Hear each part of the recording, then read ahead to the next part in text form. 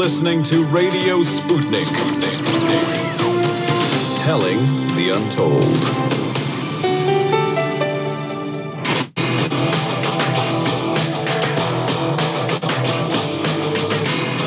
Fault lines.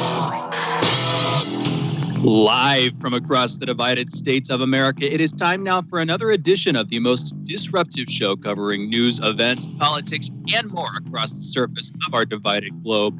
In the independent corner, I am your political analyst, Shane Stranahan. And in the left corner, I am the indefatigable, a burning ember in the darkness, your political analyst, Jamarl Thomas. And together we are Fault Lines with Thomas and Stranahan. Going into the headlines this morning, first up in COVID news, there were at least 3,406 and 114,173 new cases of COVID in the United States yesterday. Over the past week, there has been an average of 141,137 cases per day. That's a decrease of 30% from the average 2 weeks earlier. As of this morning, more than 26,472,700 people in the United States have been infected with the coronavirus, and more than 446,600 have died from the virus. You know what? Numbers, I lead with these numbers in the morning because I like to keep people up to date. And if you pay attention to them over time, of course, you see that everything is consistently rising, except for the number of infections, which thankfully appears to be continuously slowly going back down over at least the last week and a half period. You know, numbers can be a little bit boring, but 446,600 lives lost at this point. If you had the full, handle on that, if there were some way to realize the enormity of that, it would not be so boring. But of course, that's always the effort. It's always the problem with this stuff is how do you get from one to the other? Anyway, President Biden and the Democrats rejected a $618 billion stimulus package for coronavirus aid that was presented by Republican lawmakers as a counteroffer to Biden's $1.9 trillion stimulus package.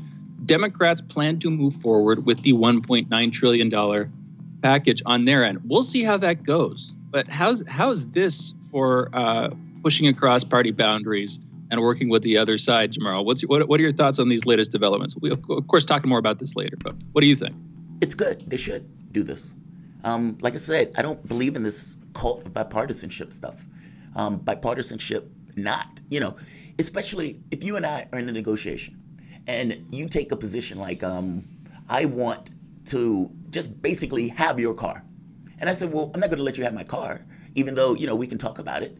And your response is, well, if you're not going to be willing to let me have your car, then you're not necessarily being fair in whatever negotiation. Like, not everybody is honest arbiters in negotiation. And it behooves people to know that, especially when it's this political gamesmanship of, okay, we're going to put out a plan that is massively inadequate. And then we're going to scream that you aren't working bipartisan when you don't accept that massively inadequate plan. And by the way, Republicans didn't care about bipartisanship until they lost. So let's be honest. I hear you. Yeah, and this is, again, we'll be talking about this not too much later. Later on in this hour, in fact, having a conversation about this and other aspects of budgetary planning and all how this stuff is working with Joel Siegel at 7:30. In our next headline today, World Health Organization investigators visited a research center in the Chinese city of Wuhan that has been the subject of speculation about the origins of the coronavirus. The World Health Organization's team's visit to the Wuhan Institute of Virology was a highlight of their mission to gather data and search for clues as to where the virus originated and how it spread. Following 2 weeks in quarantine, the World Health Organization team that includes experts in veterinary medicine, virology, food safety, and epidemiology from 10 nations has over the past 6 days visited hospitals, research institutes, and a traditional wet market, many linked to some of the first cases. Their visit followed months of negotiations. When they were at the Center of Virology here, the Institute of Virology, reporters, as you would expect, were hounding them.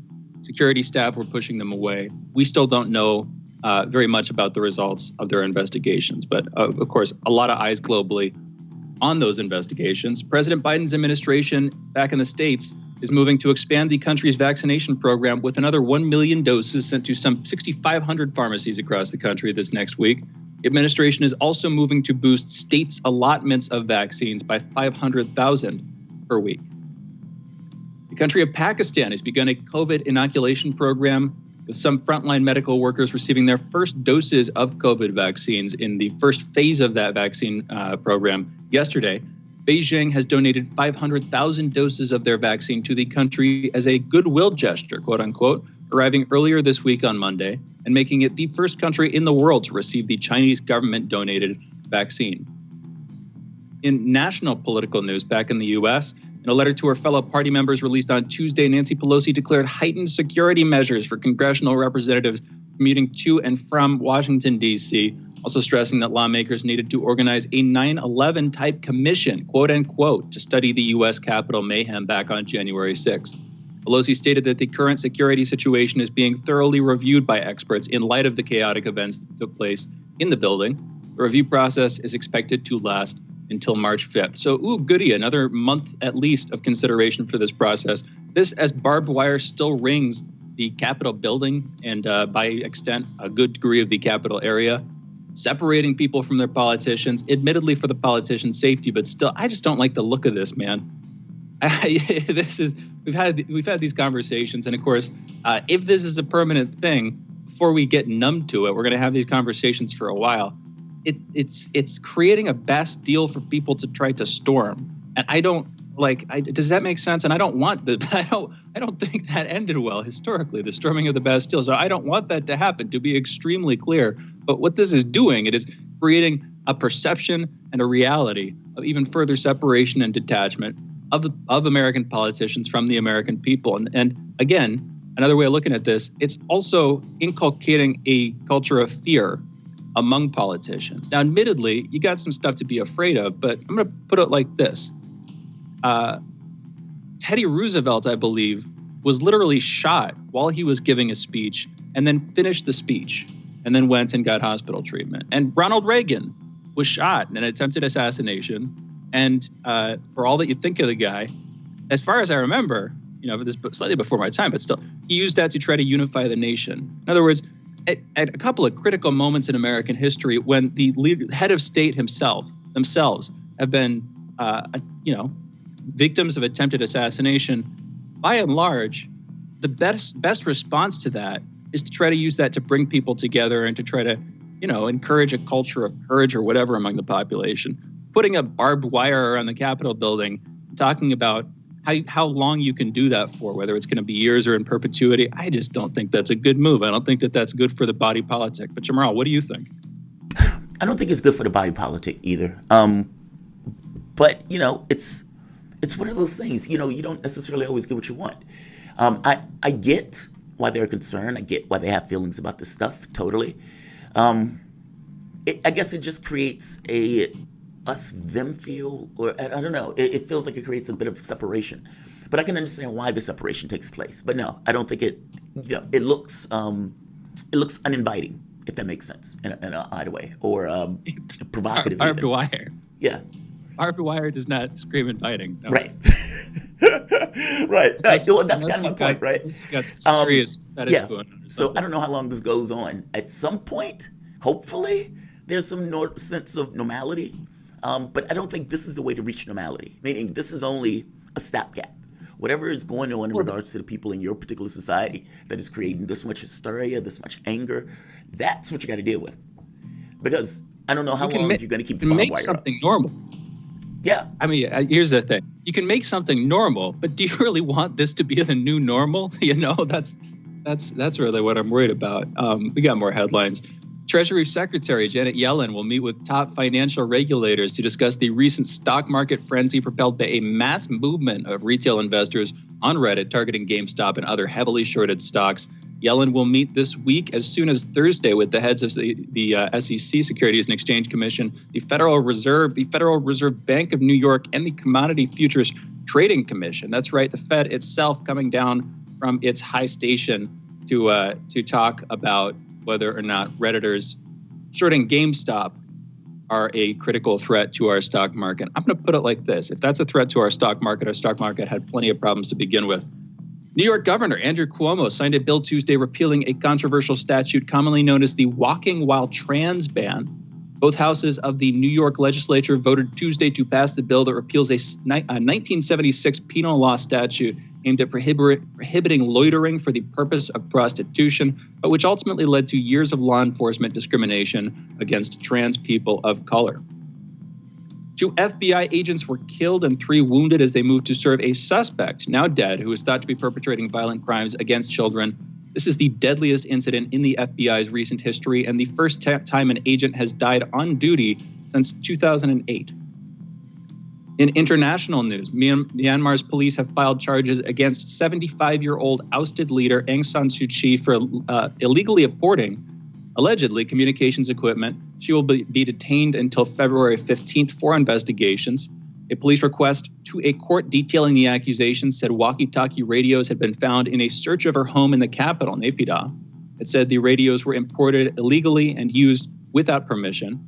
Document reviewed today requested Suu Kyi's detention, quote, in order to question witnesses, request evidence, and seek legal counsel after questioning the defendant, end quote. A separate document showed police filed charges against ousted President Win Myint for offenses under the disaster management law. Also in Myanmar, doctors stopped working on Wednesday to protest what they called an illegal coup and the subsequent illegitimate government. The work stoppage occurred in 70 hospitals in the country of 54 million. These doctors said in a statement that military leaders put their own interest above that of the public and have no regard, quote, for our poor patients, end quote. I'm mixed on this one. I'll be honest. It's not like they don't have COVID. They do. So, you know, your doctors, if you're stepping down, that's potentially going to slow that stuff down significantly and mean that some people that need help won't get it. But I get they're trying to send a message.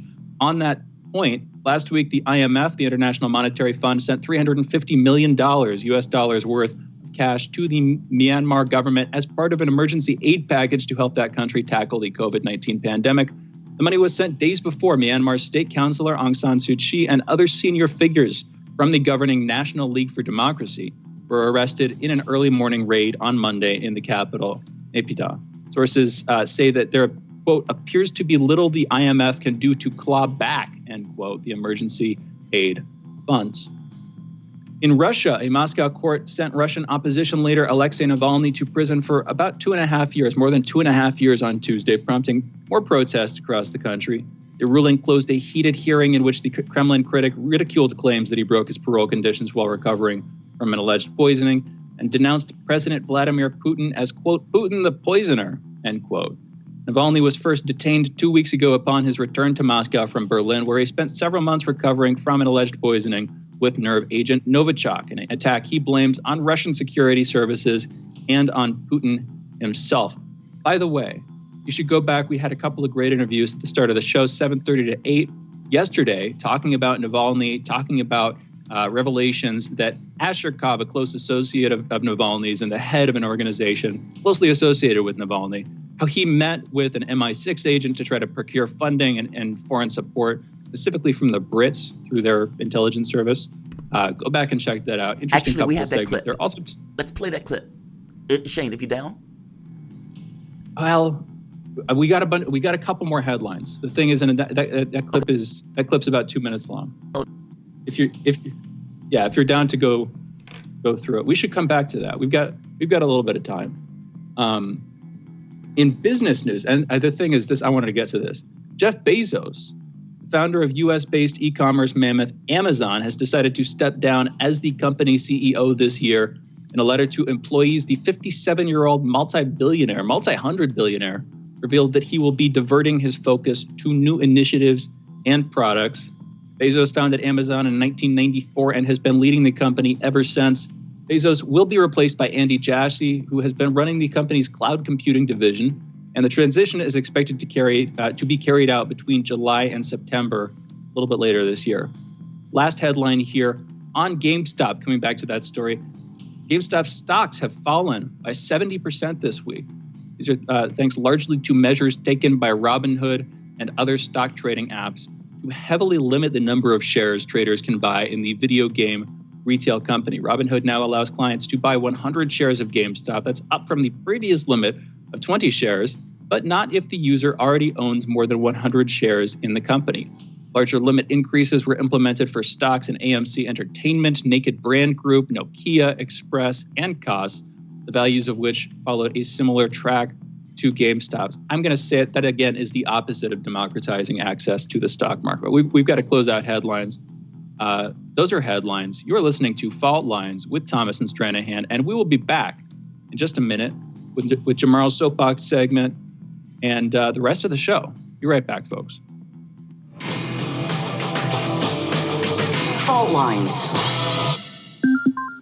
In a media landscape filled with so-called journalists acting as stenographers for their billionaire bosses, there is a desperate need for news, analysis, and perspectives that buck the status quo and get to the heart of how domestic and international events impact you and me, as well as showing how we can get involved in the struggle to change that status quo. Check out By Any Means Necessary on Radio Sputnik, Monday through Friday from 2 to 4 p.m. Eastern, to hear the stories and voices that mainstream media refuses to tell you. And join us as we connect the political, social, and economic movements shaping the world around us. That's By Any Means Necessary, Monday through Friday at 2 to 4 p.m. Eastern, right here on Radio Sputnik.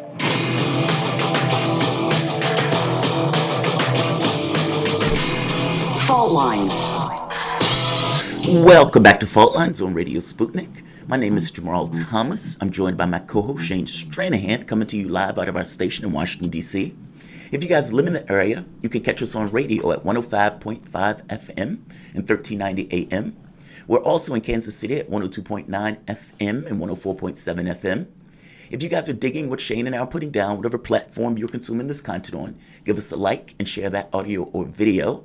If you want to join in on the conversation, you can also do that with a chat, a tweet, and of course, you can reach us by phone. That number is 202-521-1320, 202-521-1320.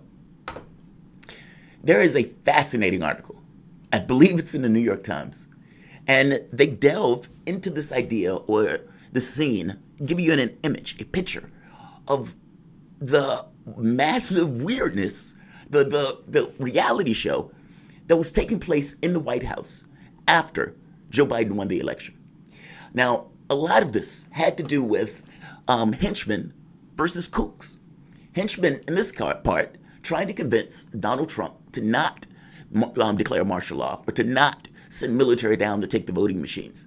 Whereas henchmen, or let's say the kooks, were pushing for that policy. Think about what I'm saying for the moment. You had elements of the people who were in the Trump administration, like lawyers and whatnot, arguing against his own lawyers who basically wanted Trump to keep going and go further and go get the voting machines. They wanted to up the ante, and they wanted to escalate further on this idea that Hugo Chavez, the Cubans, you have Xi Jinping apparently giving his approval for it, working with the CIA, helping Governor Kemp, or with the help of Governor Kemp, to overturn the election. Now, that was what they were arguing to the henchmen of Trump. So the wild part about this is the henchman ends up winning. And Trump is dissuaded from taking that separate action or escalating it to that extent. But it was potentially there. It's hard to get across where they were and what they were talking about. If it was a movie, it would be unacceptable, only because of how ridiculous it would be. Meaning nobody would believe that that was something that was taking place in real life. And even if it was in a B movie, they still wouldn't accept it. It's that outside the realm of ridiculousness. Because of those allegations, Sidney Powell and Giuliani are being sued for $1.3 billion from the Dominion voting machines. Now, you can understand why. Why wouldn't they sue these guys? You've defamed our character. You basically made the point that said the thing that we do, our main issue of cash, how we make our way in the world, that we were fraudulent, that we were cheating, that we were getting it done by the Venezuelans. This is the stuff that they were saying. And so if your company, if that's what your company sells, and then these guys come out and basically say the thing that those companies are selling is rigged, they're lying, they're rigged, they're trying to destroy the president of the United States, then yes, to clear their name, Dominion has to do that lawsuit. And fact of the matter is, they will win it. The argument is whether or not these guys were acting in good faith. And the problem and the hurdle, I would argue, that they have to deal with is that they kept losing in court. They could in no way substantiate their claims. And even if you can make the case that says some of the Congress members or some of the laws that were passed at the last minute in regards to the way people can vote online, fair enough, but that's not what they were arguing. At least that wasn't the mainstay of that argument, even though there might have been something that came up. No, the meat and potatoes of that argument had to do with the voting machines and had to do with the Venezuelans apparently helping Joe Biden win that race. Good faith. There wasn't any. And that's the problem. There was no good faith belief of what these guys were declaring, that basically Biden stole it. The funny part about this is they weren't spouting this stuff in an abstract. They weren't standing on a cardboard soapbox just screaming belligerently to people who go by about voting fraud and about Dominion power or Dominion voting and then about the Cubans. And no, that's not where they were. This wasn't a situation where these guys were on the corner on the soapbox. In fact, they probably would have been better off being on the corner on the soapbox. No, they went into various television networks, safe spaces for Donald Trump, safe spaces for the Republican Party, and they put this on the airwaves. Fox News, for example, and Sean Hannity, but also Newsmax. Now, in the way that these guys are being sued, meaning Giuliani and Sidney Powell, and again, for $1.3 billion. And again, I make the point that they would need to believe that they had a good faith bet to put that out there. I don't believe they did. And the lawsuits that they're going to get hit with, they're probably going to have to pay up for those lawsuits. Newsmax is bracing for impact because Newsmax was one of those television networks that wholeheartedly committed to the conspiracy theories associated with this stuff, the wildest of the conspiracy theories associated with this stuff. And so you have this kind of weird situation now where Newsmax is trying to backpedal so they don't get sued. Now, this has led to some very funny moments that look schizophrenic, where you have one person arguing about voting machines, Dominion power, etc., and the other group coming back and giving a disclaimer saying that we don't know that, there's no that much evidence of that. I want you to hear what took place yesterday. This is the Pillow Guy. So the Pillow Guy comes on, and he has been, Mike Liddell, he is a big-time proponent of Trump, big-time proponent of the voting fraud stuff. And he has been outspoken, to put it mildly, about all of the fraud in this election and that Donald Trump basically won in a landslide. He's one of those guys. So he comes on Newsmax, and this is no longer a safe space for Mike Liddell. Because again, Newsmax has to watch its own backside, and in trying to protect its own backside, Pillow Guy is not going to get, he's going to get a pretty firm welcoming. Let's play this clip. This is one of the funniest clips that was out there yesterday. You're going to love this. What happened with your Twitter account and the company page? Well, first, mine was taken down because we have all the election fraud with these Dominion machines. We have 100% proof. And then when they took it down about 3 weeks ago, and then I put it back up, my personal, it was a Mike, thank you very much. Mike, you're talking about machines that we at Newsmax have not been able to verify any of those kinds of allegations. We just want to let people know that there's nothing substantive that we've seen. And let me read you something there. While there were some clear evidence of some cases of vote fraud and election irregularities, the election results in every state were certified, and Newsmax accepts the results as legal and final. The courts have also supported that view. So we wanted to talk to you about canceling culture, if you will. We don't want to relitigate the allegations that you're making, Mike, because we understand where you are. So let me ask you this. Do you think that this should be temporary because it appears to be permanent? Could you make an argument that it is temporary? What? Could you make an argument that this could be a temporary banning rather than permanent? No, I want it to be a permanent because you know what? They did this because I'm revealing all the evidence on Friday of all the election fraud with these machines. So I'm sorry if you think it's not Mike, it's real. Can I ask our producers, can we get out of here, please? I don't want to have to keep going over this. Actually, we at Newsmax have not been able to verify any of those allegations that you're... Mike, hold on a second. Everybody hold on a second. Mike, hold on 1 second. Let's talk a little bit about just what is happening overall. All right, we can stop here. We can stop here because this is perfect. You couldn't see this because you're on the radio. Bob Sellers gets up and leaves. Bob Sellers is the host of Newsmax. It's almost as if they were plugged directly into their legal team saying, dodge, dodge, dodge. Hence that. Mike probably was like, this is usually a safe space for me. I don't understand what's going on. He probably was, flabbergasted by the whole thing. But Sellers wasn't going to hear that because, again, none of these guys want to get sued. And good faith is the issue. And I think they know that at this point, they've exposed themselves, let's say that, to potential lawsuits and litigation. And they are doing their due diligence or doing their damnedest to avoid it. Shane, this is one of the funniest videos because it got, I don't know if you watched Newsmax, some of their earlier coverage of this. And they were full-throated on the whole Dominion power stuff, Dominion voting stuff. And then it's got to the point where Dominion started threatening lawsuits, and then it was the backpedal. It was okay, we're going to add this in that we don't have any evidence or proof of this. It was that. That is a hilarious video. What do you think about that? I think it's ridiculous. I mean, yeah, I was watching that too. He's trying to talk for most of the first minute when he's on, and the dude keeps talking over him. You shouldn't throw stones if you live in a glass house, and you shouldn't be libeling an organization if you're not ready for them to come back and sue you. And it seems like people forget that pretty easily and pretty consistently, and sometimes it comes around to bite them.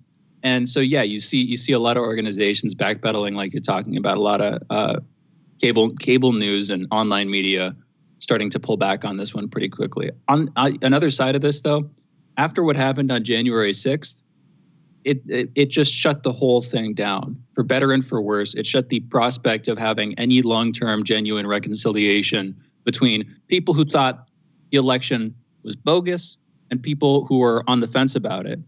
I think most of the people who are on the fence about it, if they still are, they're certainly not talking about that. And it's gone a long way towards quieting, I would say, those who were, really skeptical, who just didn't believe that it was at all legitimate. Certainly they're going to be talking. They're going to be talking where they're talking. But are people going to hear them? Are people going to want to listen to them? Not nearly as much, I think, as before. And that's not good for another way of looking at this. In the long run, that's really bad for America, because you get this permanent, not just a sense of unease, but a permanent opposition from members of the Republican Party and from independents who just didn't buy it or whatever. In the same way, but maybe to a greater extent than you had back in 2016, you get this permanent political underclass that is not buying into the establishment status quo. And that in terms of unity and trying to come to some new foundation, not that we're going to be there anyway anytime soon, but it's terrible for that. What do you think, Jamarl? It's like a race to the bottom, basically.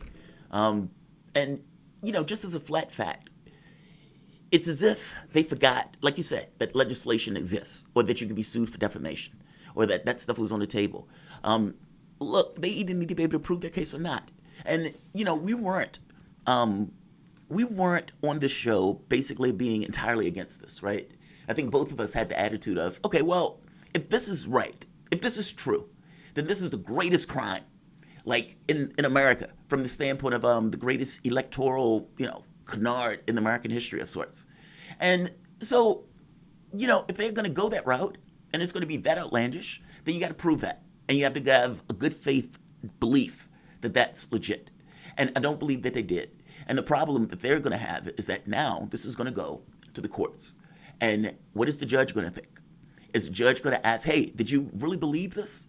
Did you really buy into this? Did you have a good, and by the way, not even did you just believe it personally, did you have a reason to believe it? That's a different question.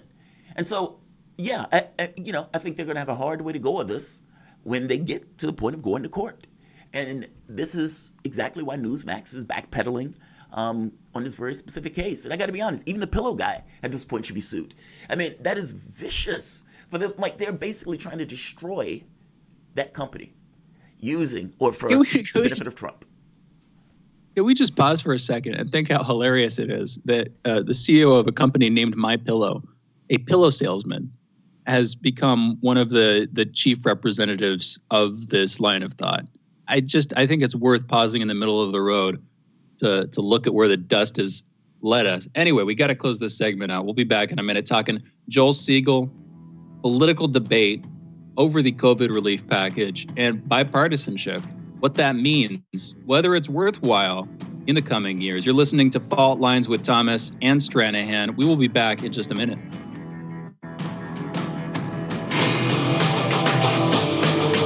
Fault Lines. You're listening to Radio Sputnik. Epidemics and pandemics could kill millions of people, and they actually did. Centuries ago, deadly outbreaks called the Black Death, the Plague of Justinian, and the Spanish flu ravaged countries, empires, and whole continents. Some of these diseases are still present around the globe. Others have become a thing of the past. Discover how these ancient and not so distant outbreaks from previous centuries differ from modern-day SARS, MERS, and coronavirus pandemics. Listen to our new series, Outbreak, the deadliest epidemics in human history, this week on Radio Sputnik.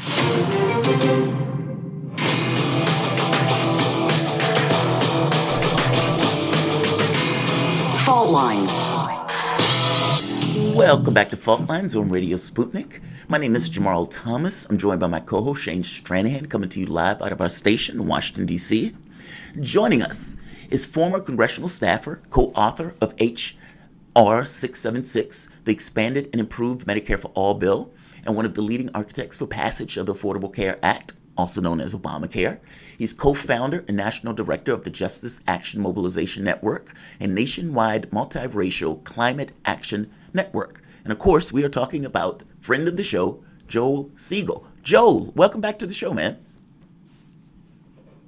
Morning, good morning, good morning. How's everybody today? So far, so good. I think we're making it. I'm not going to speak for Shane, but so far, so good. I'm great, man. I am fantastic. How you doing, Joel? So let's get it. Oh, I'm sorry. Go ahead, Joel. No, I'm in Florida with my mother. She's 90 years old. I would really think it's important to be with family. You know. Yeah. Working from Fort Lauderdale. Yeah. No, I do understand that. We have family down there also. Good for you and good for her. And good timing too. You got out of the wider DMV area just as the snow is hitting. Yeah. So pretty much. Pretty much. So let's get into it. The Democratic Party has basically cleared the way for budget reconciliation.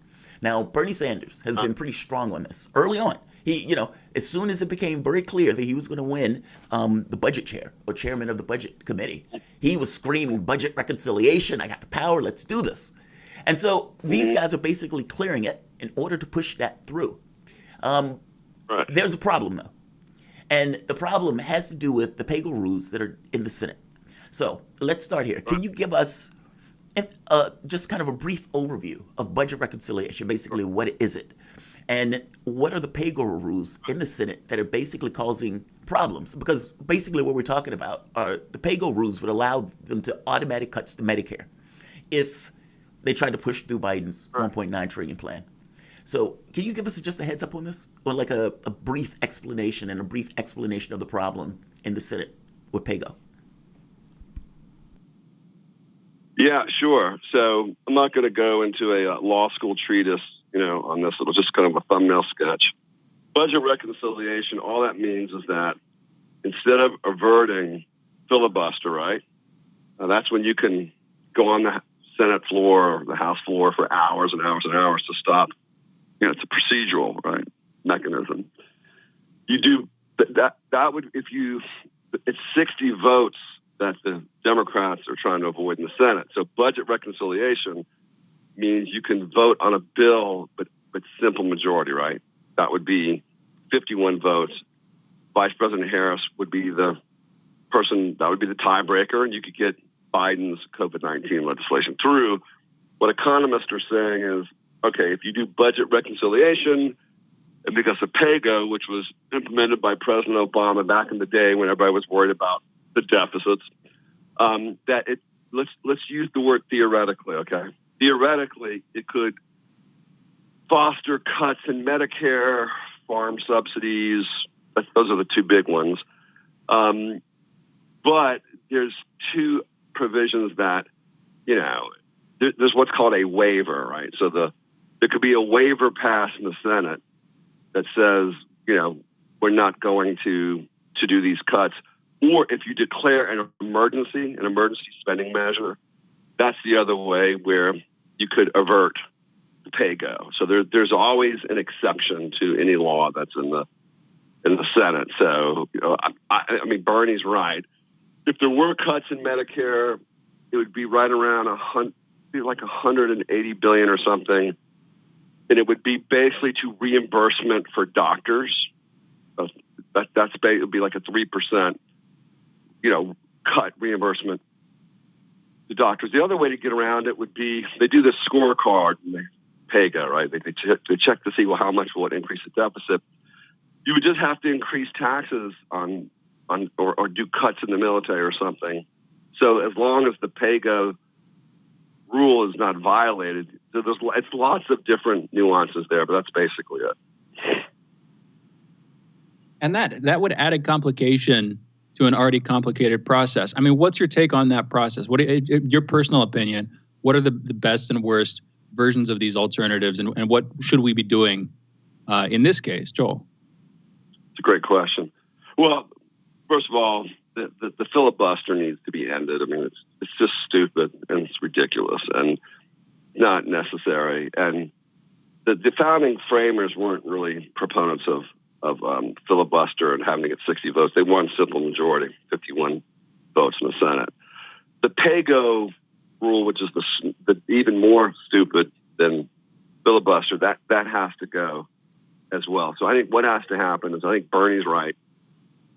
Budget reconciliation is the way to go, and there's the different kind of nuances that I talked about could be implemented, which is call for an emergency spending measure, or increase taxes, or do some cuts on some other wasteful programs. I mean, the most obvious to me would be fossil fuel subsidies, or not building unnecessary aircraft carrier or submarine that we're not going to use anyway. So, a lot of economists are, there are flags going up and there are warnings, but like I said, I don't think it's, there's not that much to worry about. Do the provisions that you're talking about require 60 votes? Meaning, like the budget reconciliation, 51 votes, right? Kamala Harris comes down, gives her vote.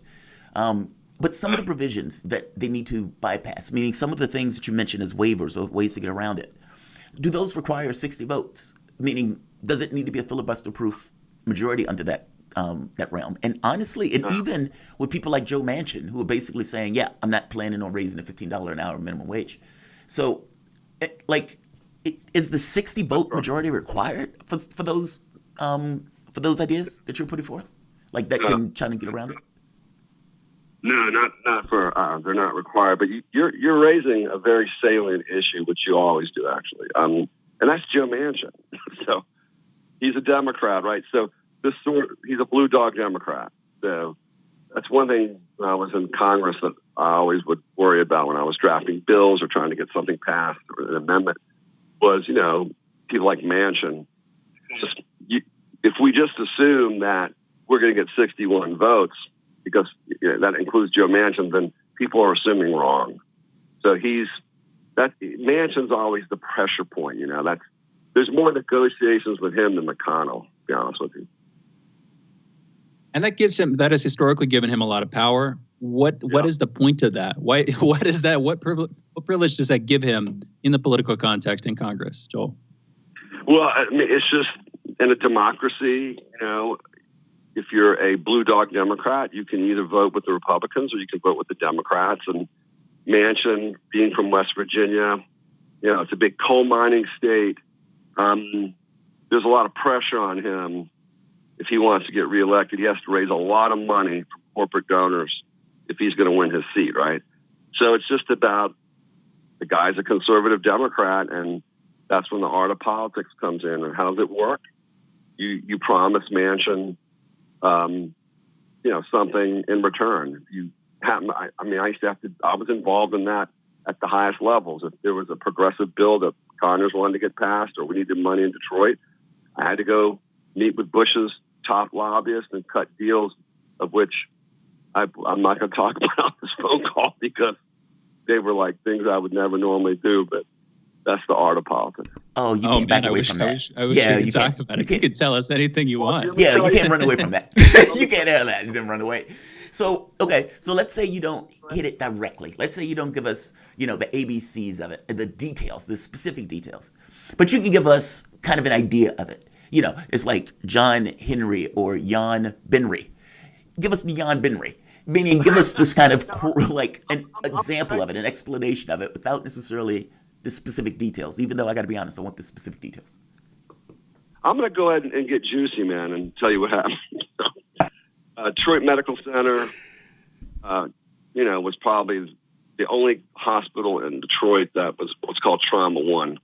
So if you had car accident or whatever, you go to Detroit, to DMC. It was going to close. Biggest urban hospital in Detroit. I went to Mr. Connor's office and I said, I got an idea. I think DMC is going to close. Let's get a Medicaid waiver and we'll get 60. We need about 60 million.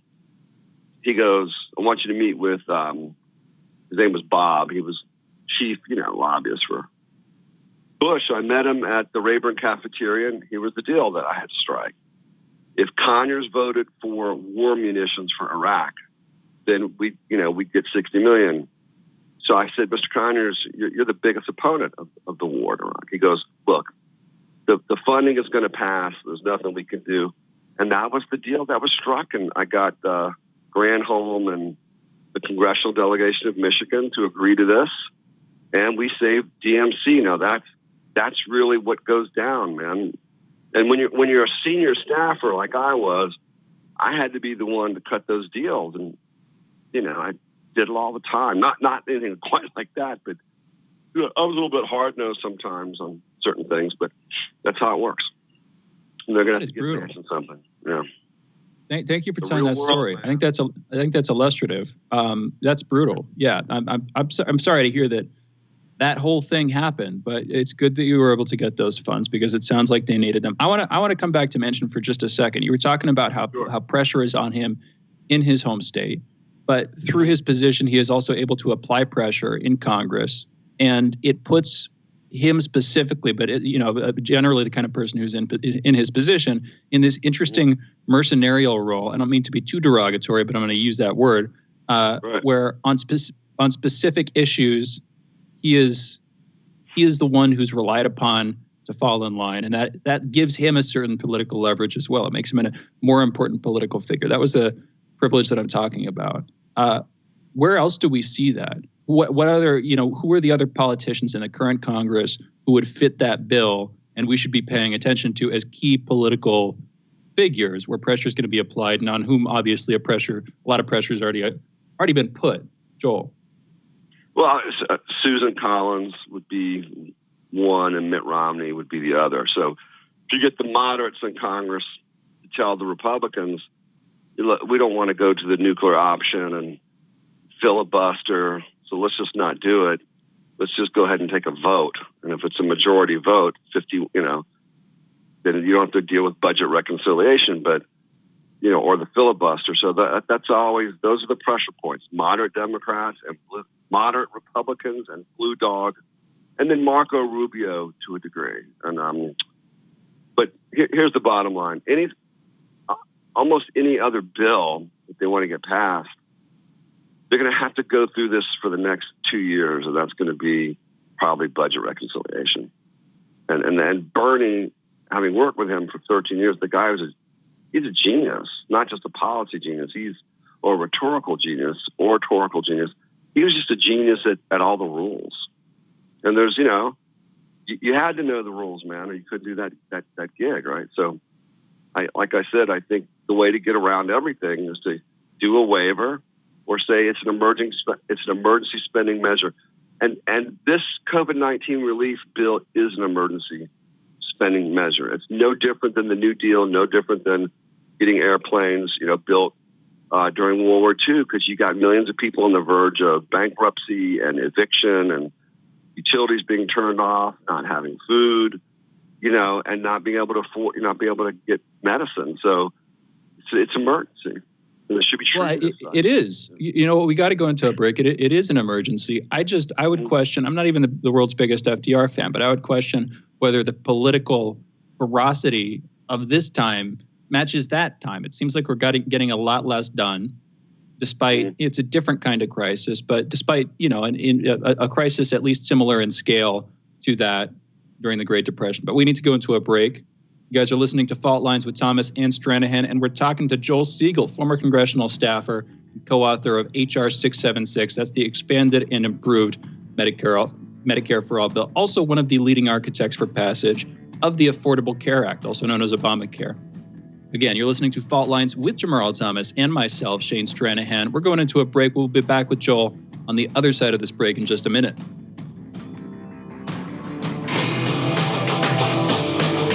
Fault lines. Shooting from the lip. We're taking no prisoners here. Real opinions for real people. Where we bring you people with controversial views, and instead of trying to cash them out, we actually let them expand on their views. What's going on in British politics, European politics, and indeed in world politics as well. And wherever you are, whether you're a UKIP supporter, a Tory or Labour, everything is in turmoil. John Gaunt. Shooting from the lip.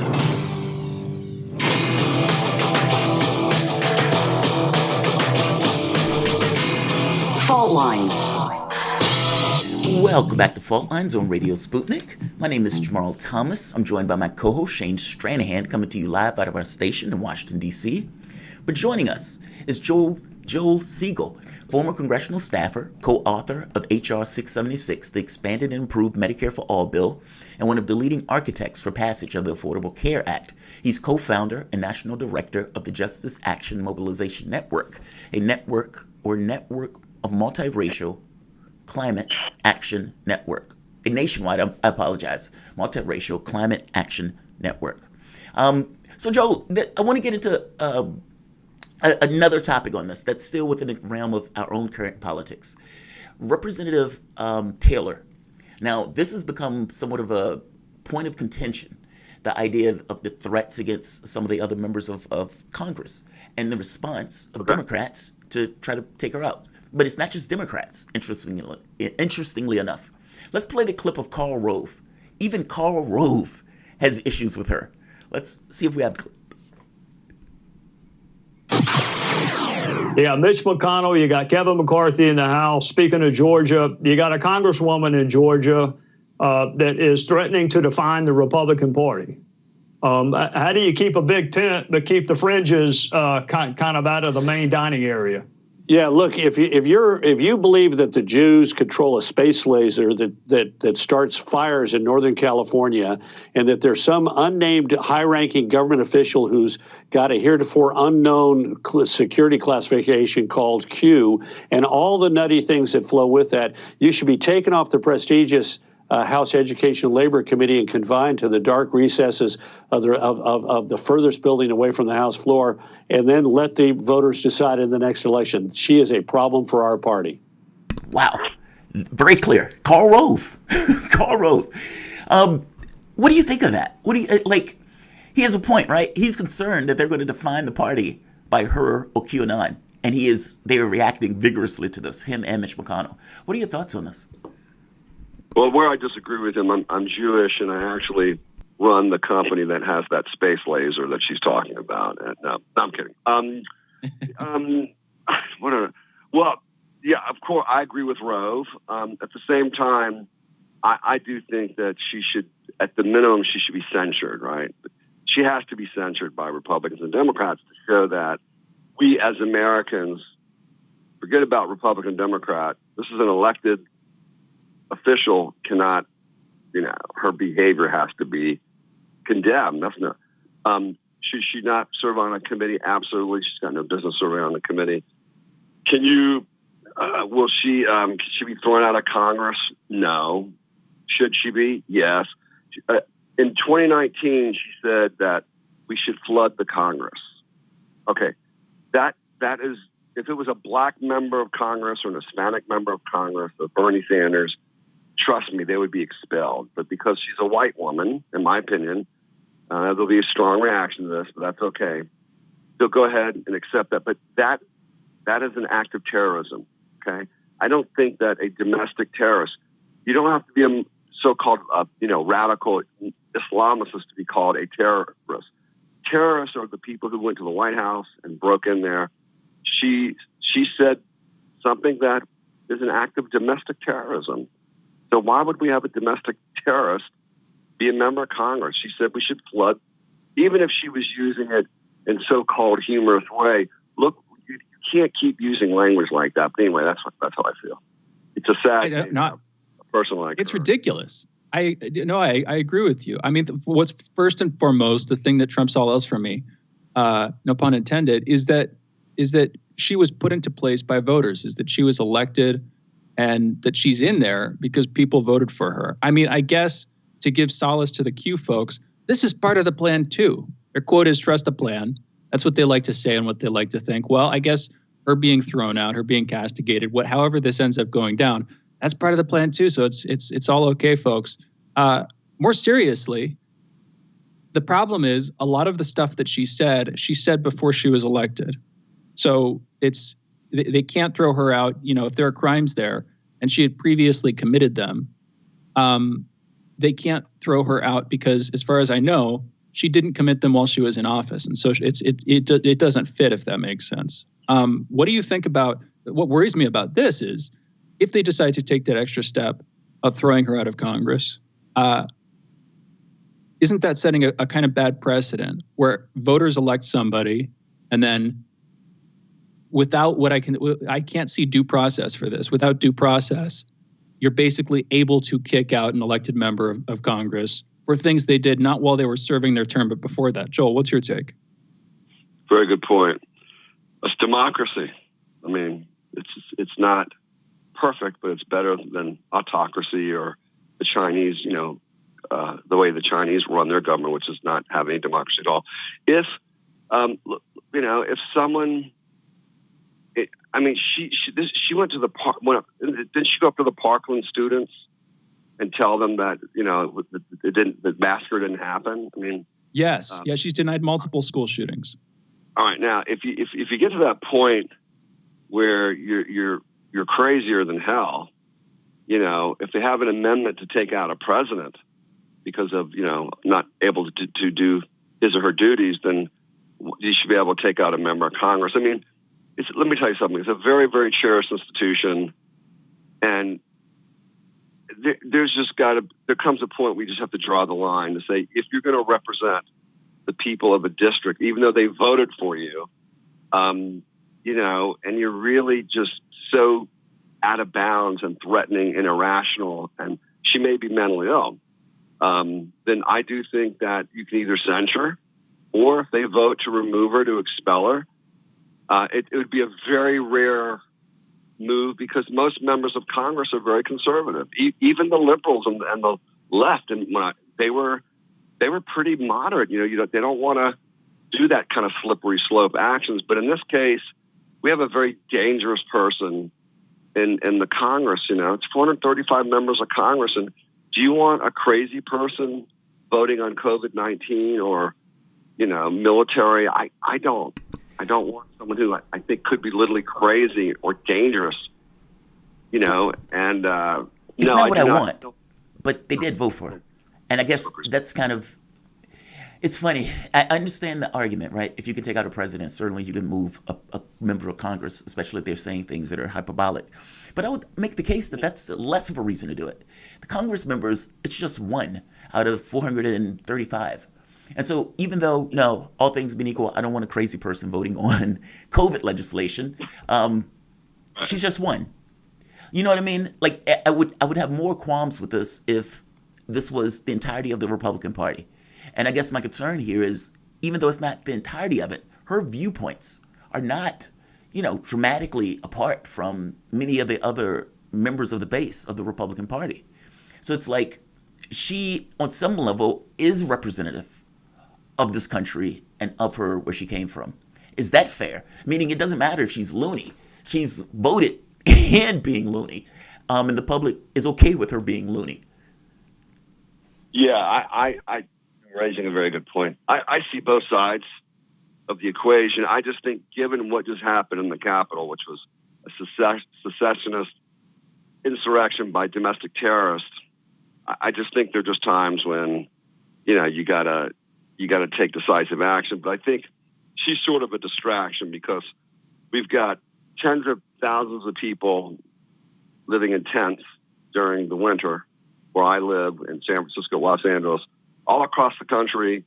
We have homeless people who, many of them are families, by the way, living in tents. That's what America has turned into. We're a tent city America. It's really a national embarrassment. We got millions of people who are about to be evicted. Their utilities turned off. They're going hungry. I never see the corporate media even interviewing these families or talking to people about, she's become, I'm not talking about this, you're raising very important points, but the media has got to start also focusing on the real pain and suffering of what people are going through during, COVID-19. But she's definitely pushing the envelope in terms of, what do you do when you have a member of Congress who's freaking nuts? But you also raise a very good point. What happens when a constituency who believes in what she believes in elects a member of Congress? Well, sometimes democracy isn't perfect. I mean, I'll just give an example. What if you had constituents that, elected George Wallace, someone like George Wallace? And George Wallace says, well, I'm a segregationist. I'm going to go back to segregation. You can't remove a person like that. But if you have a person who says we should flood the Capitol, or the Parkland shooting, was mythology, didn't happen, I just don't think they deserve to be in the Congress. I just don't think they do. Democracy's not perfect, but I don't think there's a slippery slope. You're just making a point. You can't elect an irrational, sick person anymore. You better look for someone who's not mentally ill and not crazy. I'll be honest. I think we have consistently elected irrational and sick people, each in their own ways. And I don't mean to denigrate too many people there, but that's the state of affairs. And admittedly, this is different. This is categorically on another level. You know what? I want to come back. We've got to close this out. I just want to come back briefly to Jamarl, what you were saying about the base. You're 100% right. And Joel, you were talking about how the media should be interviewing more people who are having to deal with this stuff personally, who are the victims of the crisis that we're living through right now. Really, that's absolutely true. But I am worried that the portion of Trump's base that has bought into this stuff, that's bought into QAnon, they're not going to listen to the media. And maybe you weren't talking about making an appeal to them, but they're already so far out of the mainstream wheel, how things are portrayed. They're not paying attention to that. I don't see a self-correcting mechanism here. It's not like the people who are bought into these narratives are going to listen to any reason. They will do what they can, as far as I can tell, to a rounding error to convince themselves that their previous commitments are the true ones, to keep their confidence up. Joel, in our last minute here, what's your take on that? Where does that lead us? Yeah, you have an interesting you have a cadence of your thoughts. Very, very, very good on the show, by the way. Excellent. My take is that, whenever there's domestic terrorism, you have to take extraordinary measures to deal with extraordinary circumstances, right? So I'm drafting legislation that bans the KKK paramilitary groups that will incite violence. I think I'm more concerned about the rise of the very dangerous I won't even call them the far right. They're just domestic terrorists. We have to ban them, or we're going to turn into Europe. There are going to be assassinations of leaders and more insurrections. But we are out of time. We've got to come back on that with you at some point, because that's an interesting conversation. There are ways in which we're going to agree, but definitely ways in which we're going to disagree. But a topic for another time. Joel Siegel, thank you for joining us. Former congressional staffer, co-author of H.R. 676, one of the leading architects for passage of the Affordable Care Act. You're listening to Fault Lines with Thomas and Stranahan. We'll be back in just a minute. with headlines.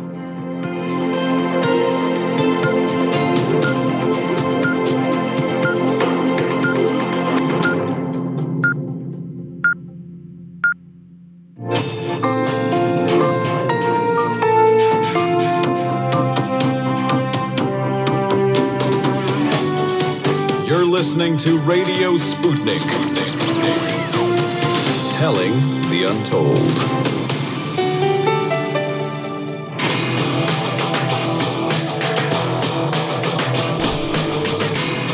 Fault lines.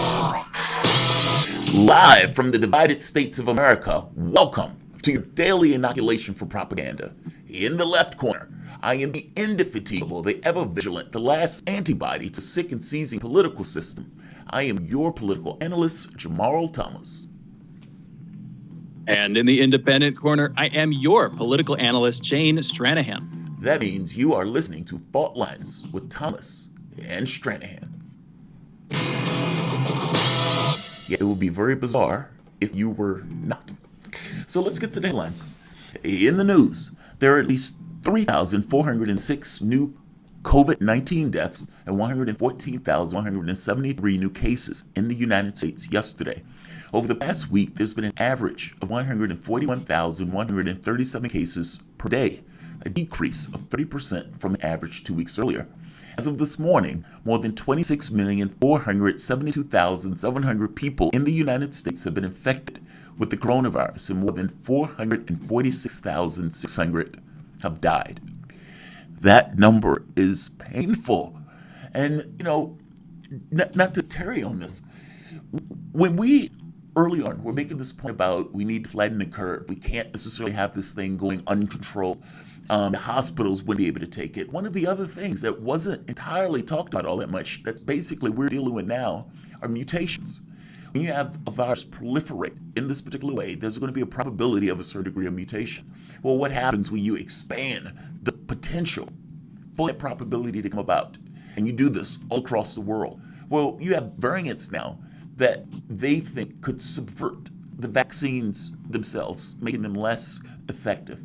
It's unclear entirely what these mutations are necessarily going to have. They're still doing research on it, but I'm just making a point. That number is disturbing, and hopefully it doesn't get to the point where what we're thinking in regards to the vaccinations become undermined.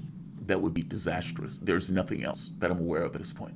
So, President Biden and Democrats rejected a $618 billion stimulus package for coronavirus aid that was presented by Republican lawmakers as a counteroffer to Biden's $1.9 trillion stimulus package. Democrats moved forward with the $1.9 trillion package using budget reconciliation, or with the idea of budget reconciliation, to get it passed. We spoke about that, or we talked about that in the opening, in the monologue. But basically, there are certain quirks associated with using this, in the last segment, budget reconciliation. But nevertheless, they're going to try to push the 1.9 trillion pass. Today, World Health Organization investigators visited a research center in Chinese city of Wuhan that has been subject of speculation about the origin of coronavirus. The WHO's, the World Health Organization's team visit to Wuhan Institute of Virology was the highlight of their mission to gather data and search for clues as to where the virus originated and how it spread. Following 2 weeks in quarantine, the WHO team that includes experts in veterinary medicine, virology, food safety, epidemiology from 10 nations has over the past 60 days visited hospitals, research institutes in a traditional wet market linked to many of the first cases. Their visit followed months of negotiations. President Biden's administration is moving to expand the country's vaccination program with another 1 million doses sent to some 6,500 pharmacies across the United States. The administration is also moving to boost states' allotment of vaccines by 500,000 per week. And speaking of vaccines, the Russian vaccine Sputnik V has shown 91.6% efficacy against COVID-19. And if you remember, this vaccine came out relatively early, and the people across in the United States, the hawks that all were instead of saying, yes, this is a great thing for human accomplishment, it became, and this became another aspect of Russiagate in this kind of weird way where something was apparently wrong with this, despite the fact it's a vaccine that works monstrously well. So, Shane, the pharmacy thing, this gets to one of the mistakes that Cuomo made. It makes all the sense in the world that if you're going to try to dispense these meds, that maybe it's not the easiest to do that from a centralized institution. Now, what I mean by that is if you can give these things to various drugstores, various pharmacies, well, it's very possible that people going to those pharmacies to get their medication anyway have a much higher propensity to be able to get the shots. And if a person has certain comorbidities and they have to have medication anyway, prescription drugs, then they might right in line with the people who need the vaccine anyway. So it seems like this is somewhat of a good idea in regards to trying to disseminate the vaccine to people who need it, or for that matter, the people who want it. And so I can't hate this. I think those numbers should be higher, frankly, and they should be there for anybody that wants to get it. So what do you think? I mean, I think that's a good idea personally. I'll be honest. You sound page down again. Open to individuals being able to create their own vaccines. There are like a bunch of biohacker types out there who are into this stuff, are into doing these things at home. And right now, there are rules in the U.S. keeping them from being able to do that. But to take a slightly more libertarian tack, if you want to create a vaccine, either for personal use or to freely give to friends and family, I think you should be able to do that. And that's admittedly kind of a fringe political issue, and that wouldn't solve the problem, definitely. But that's the most extreme example of decentralization of this. I'm sitting here shaking my head like, no, that sounds horrible. No, it's unheard of. No, I don't entirely that's one thing. Like, because I hear you. When we're in the design of weird physics and weird science, and you are trying to use protein and you're trying to get the body to have a particular effect in the body based on those proteins, what if they screw up? Does that create a condition that may actually proliferate? Do you know what I mean? Like, I don't think I want that. I don't want them building that stuff in their backyard. I hear you. There's one other thing I wanted to get to, but let me briefly make the case. If you're somebody who knows you have the know-how, if you've done this for years or decades, if you work in a lab as your day job and you like to tinker when you're at home, you know that you could save your family member. You know that you could save yourself. If you see people dying around you and you want to do this, should the government really keep you from doing that? Or is that, I'm not going to say that's tyrannical because I think that would be an abuse of the term, but isn't that a degree of overreach it's counterproductive when we're in a medical crisis like this? Isn't this the kind of moment when you're supposed to pull out the stops? And I'm not seriously pushing for it. I'm just putting it out there. One other thing I did want to get to, though, have you heard of vaccine hunters, like vaccine dumpster divers? Do you know what I'm talking about here? No, I've never heard of those. There's vaccine dumpster divers? That seems dangerous. Yes, it does. You get stabbed by a 20 jabs. Suddenly getting stabbed by dozens of needles. No, exactly. No, it's a weird term for it. That's the derogatory term for it or whatever. But the idea is you have batches of vaccines. You have vials. And once you take those out of the freezer, they're going to go bad. And so at a lot of clinics, say you have a certain number of people booked to receive the vaccine, maybe not everybody shows up. And so what you have is, in a lot of cases throughout the country, vaccines going bad. You have vaccines that are taken out of the freezer. They have a couple of hour, shelf life, basically. And if they're not used, you just got to throw them away. And so it's not literally people like going and rummaging through dumpsters to find this stuff. What people have been doing is they will look for clinics who will let them hang around. And if at the end of the day, in that last 20 to 30 minute period, people aren't showing up and they have some extra vaccines, people are basically sitting there waiting to receive them. And some people have had good success with this. I've read articles by people giving like guides on how to find clinics to do this. Now, this is interesting in itself. One thing it also, of course, highlights is the failure of our government to effectively distribute vaccines to people who need them. When you actually have people who are taking up the slack, basically, by having to search for these places, going around, sitting and waiting to receive. It's just interesting, Yeah, it is interesting. I do want to go back to the other point, though, real quick, because I'm fascinated by that point. Look, personally, I think oversight on certain issues, especially if there could be consequences that go beyond the individual, is not a bad thing. Human beings are flawed. We can easily screw up, especially if we're talking about issues of biology.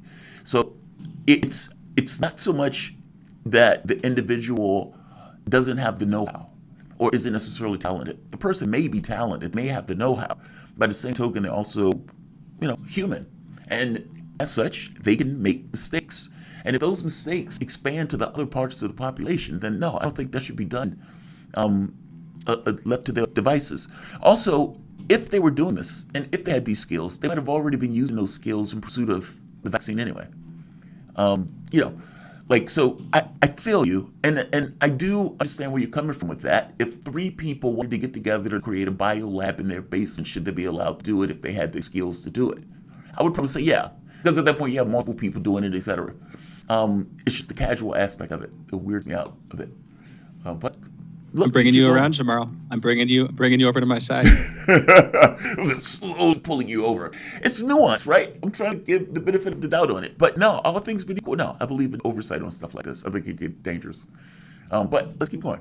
Pakistan has begun a COVID inoculation program for some frontline medical workers receiving their first doses of COVID vaccine.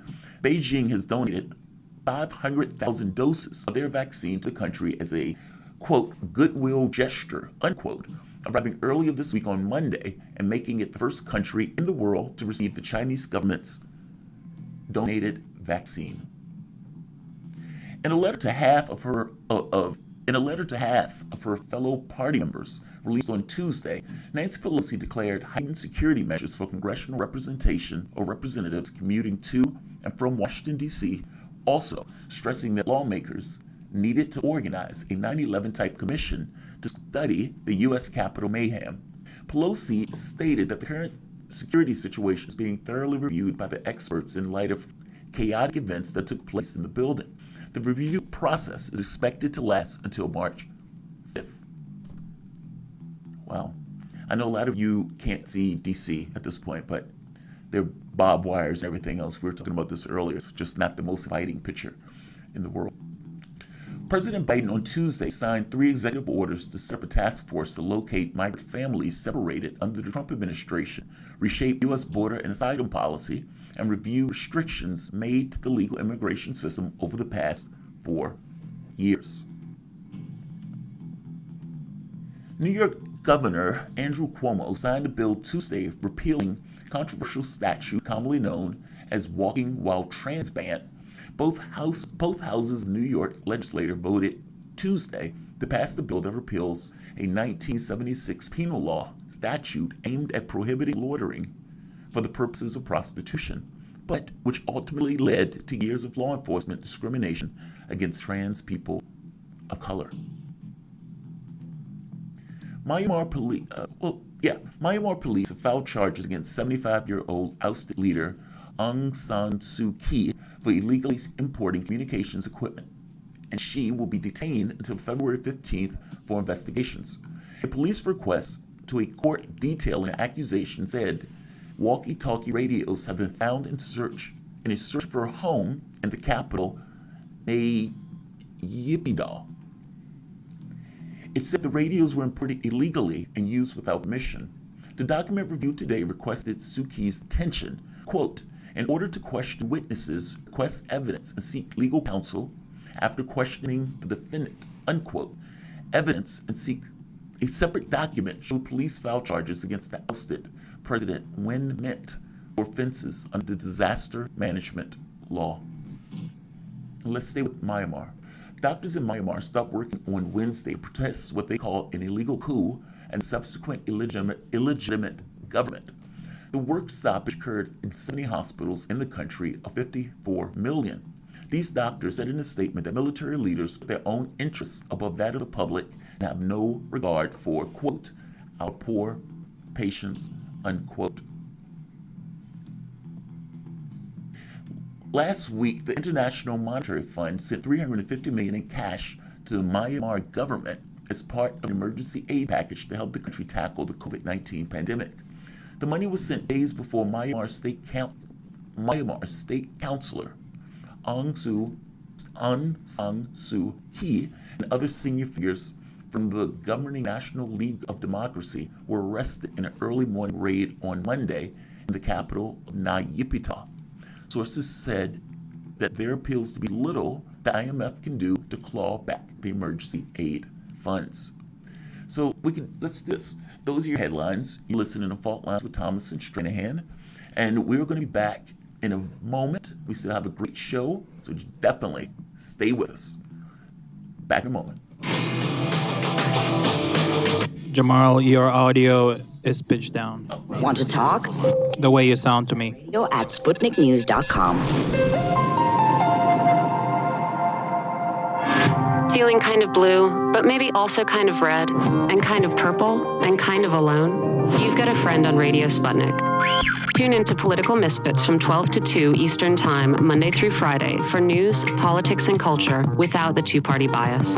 Catch us daily on 105.5 in Washington, D.C., or 102.9 or 104.7 in Kansas City. Or find us on Twitter, Facebook, YouTube, Spotify, or wherever you get your news.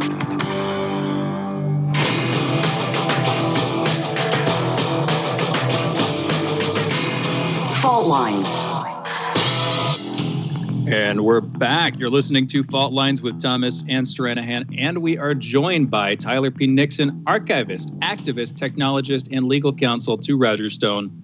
Tyler, thank you for joining us. How are you doing this morning? I'm doing fine, gents. How about yourselves? Good. Better for having you. Thank you. Thank you for joining us. All right. We brought you on sort of in a legal capacity, and I mean technically legally, but to talk about the law, specifically Hunter Biden and the case against him, reportedly federal government looking into him for tax fraud and money laundering. We'd known this for months, of course, and this comes after, during the election cycle last year, the New York Post came out with, or at least tried to, or widely stopped, came out with emails of Hunter Biden's and videos, salacious videos, I'll say that, and a bunch of photography, a bunch of photos of Hunter Biden engaging in various criminal acts involving drugs and sexual activity, all this different stuff. Of course, what broke, the first thing that they released had to do with Hunter Biden engaged in, again, apparently criminal activities with foreign nationals having to do with Ukraine and more. This story has effectively died over the last couple of months. I have not heard about it. Last December, Hunter Biden hired Chris Clark as his defense. And in Biden's new administration, Biden has put in charge, as the acting head of the criminal division of the Department of Justice, an associate who's worked on multiple cases with Chris Clark. So specifically, he has hired Nicholas McQuaid as acting assistant attorney general overseeing the criminal division. I can't help but think there's the potential for a cover-up here with that pre-existing connection. But I wanted to hear from you, Tyler. What do you think about this? Well, I think, first of all, it gets tiresome really after a certain point saying, imagine if this was Donald Trump's son. Look, it's I think people better get used to this under this administration. You're going to see it over and over and over again. The Bidens are well known for manipulating the situations politically, particularly Joe, to whatever suits his needs. I mean, he basically arranged to have his chief of staff appointed to the U.S. Senate seat that he was vacating when he became vice president in order to be a placeholder for his son to take the Senate seat. Now, I think they were smart enough to realize that the public was onto this and that it was unseemly looking, that rather than appoint somebody from the political world in Delaware who would was a known politician, to appoint someone who they knew was not going to pursue the seat and that they knew would hold it for Bo was just par for the course. And Joe Biden's going to talk about ethics just like he'll talk about anything else that he'll use to his advantage rhetorically, although he doesn't seem to be much of a what's funny I find is that 30 years ago they used to fawn over how Joe Biden was such an amazing orator, the great orator of the Democratic Party, rivaling, Mario Cuomo, and how that just suddenly has been totally erased. And to the point that I've actually heard some commenters say, Joe Biden's never been known as a really great rhetorician or a great speaker. But anyway, so, the thing about it is having represented Roger Stone, where the special counsel, I actually testified at the grand jury, and the special counsel lawyer who interrogated me prior to that was Jeannie Rhee, who was literally Hillary Clinton's and the Clinton's Foundation, Clinton Foundation's attorney prior to returning to government after having served in the Obama administration, and and literally represented Hillary on the email, concerning her emails, which was obviously an issue, or alleged to be at issue with their pursuit of Roger Stone, and to the point where when she walked in, I had a flash in my mind of saying, I really wanted to ask, excuse me, aren't you Jeannie Rhee? Aren't you Hillary Clinton's lawyer? Isn't there a conflict of interest here? And, the thing about it is, which always disturbs me, is that, you're supposed to, if there's even the appearance of a conflict, because of the desire of the courts, who actually regulate attorneys, to have, there'd be no perception whatsoever, or even the possibility of a perception of bias or of corruption, that you're supposed to recuse. You're supposed to go way overboard and way out of your way to, make sure that the situation does not involve people who have, conflicts or have mutual interests that are supposed to be making decisions on behalf of as a fiduciary, like a criminal division head of the Justice Department. And in the case of these powerful Democrats in Washington, not only do they ignore it, but they literally bring in your political opponents, in the case of Stone and others, as your prosecutors. And it is a disturbing enough trend, considering everything else that's degenerated, frankly, in the last, under the Trump administration, under the would-be lynching of Donald Trump, where everything is, there's nothing that's, nothing's too sacred not to be defiled in the pursuit of this man. And in this case, nothing is obviously to be observed or to be upheld if it means that Hunter Biden might potentially be prosecuted. And look, this is the man's son. If anybody thinks that Joe Biden wasn't going to nod, wink, or go out of his way to absolutely do whatever it takes to ensure that his son Hunter is not prosecuted, it is not pursued, no matter what his crimes are, for obvious reasons. First of all, that it's his son and he doesn't want to see him prosecuted, but also the fact of the embarrassment of it and what might come out in addition and over and above. He's always going to protect on his the record. kid. He's going, of course, he's going to protect his kid. And look, right? I get that. Yeah. But this is the problem when you have these dynastic, politically incestuous families, like the Bushes and others. It's like this is the risk you run, where the justice system is thwarted, and these people. And guess what? Hunter Biden is. I don't know how the man. I've known Hunter for 37 years. How do you show your face after what came out on that laptop? My God, how do you go out in public? I would be normal people who have conscience mortified into oblivion. I would be mortified. I would be mortified. My God, the pictures alone. Yeah, were rough. I would say, stop the planet. I'm getting off. Let me say this though: the people went after Trump the first time around. I agree with you. Totally agree with you. First time around, the Russiagate stuff. They had bupkis, and they were losing back to back to back. Totally fair. Trump jumped the shark, though. And, in this kind of push to impeach him on this stuff, that had more to do with him this time around. Meaning the first one, absolutely. We're screaming in his defense on that one. On this one, I am perfectly okay with him going after him. And I don't think for a moment that this was a witch hunt in this very specific case. No, I think this is legit.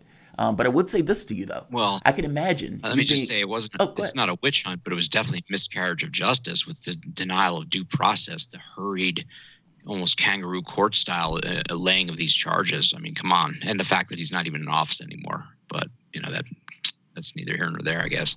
Well, I feel you, and I even understand why you would be upset by this. Any defense attorney would be upset by this, right? They buried this story, the Hunter Biden story, until after the election. Now, that's problematic in and of itself, since they didn't do bury stories against Trump, right? Social media did this. Mainstream media did this. And then afterwards, you find out, oh, right, there is an investigation against them, meaning it was legit. And so Yeah. How does, I mean, from the standpoint of like mainstream media. Which by the way, means that Joe Biden lied. Right. And that's the other part. Joe Biden lied about it. And so it's like all of this stuff looks pretty dodgy. I mean, I pointed this out early on when it became clear that he was under investigation. And it's like, wait a minute, Biden is going to be putting somebody in office to oversee his son's investigation? That looks like the epitome of corruption. Now, media loses credibility, right? Because they don't necessarily call this out. From your interactions in the political space, media works hand in hand with the political space in order to put this information out, correct? Like the narratives that they shape, or for that matter, the things that they don't tell. And this is one of those things that they aren't touching. What do you think about that? Like the incestuous relationship between media and politics, and how something like this doesn't really get airplay, the corruption aspect of it. However, like you said, if it was Trump and it was his kids, that would be the only thing that would have been on television for the last 2 weeks. Yeah. Well, it's worse than, I mean, there's so many aspects to it that are disturbing. First of all, I don't really think we have media in these outlets anymore. We have our direct propagandists.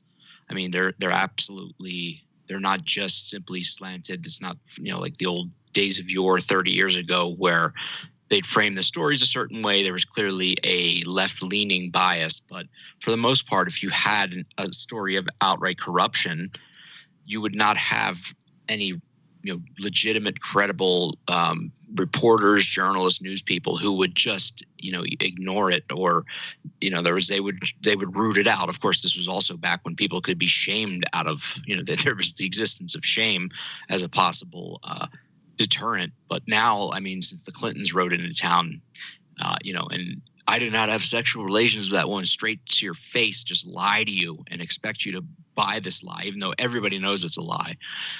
This is the era we live in. There's no shame. There's no ability to confront these people with the absolute, unassailable, empirical, metaphysical truth of the matter. Of like Bill Clinton, could be slapping a woman on camera, and he would absolutely deny it to his grave that he ever did it.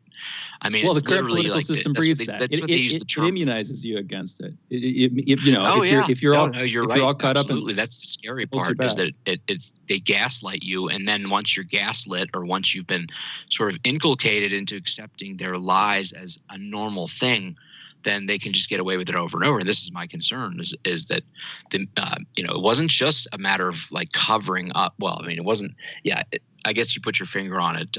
Is that it's a proactive thing. It's not even a matter of just negligence. They proactively went out and censored this stuff in the big. Big so the point where you could not share. The point where you could not share the story in personal messages when you were sending it to other people on Facebook. It wasn't just public censorship; it was private censorship. Scary. Which, as far as I know, that has not been possible in any previous media regime in history, unless you had your finger on the pulse of literally every private letter that was being sent, on every pamphlet that was being distributed. That's unprecedented to this point. We've talked about that. I want to come back to something you were saying a couple of minutes ago. You have a personal connection to Hunter Biden from what you said. You said you first met him, I think it was 37 years ago. That would be what, 83, 84? I'm just curious. What's the personal connection? How'd you know? Well, I went to high school with him. Jeez. Spent years. We might have talked about this.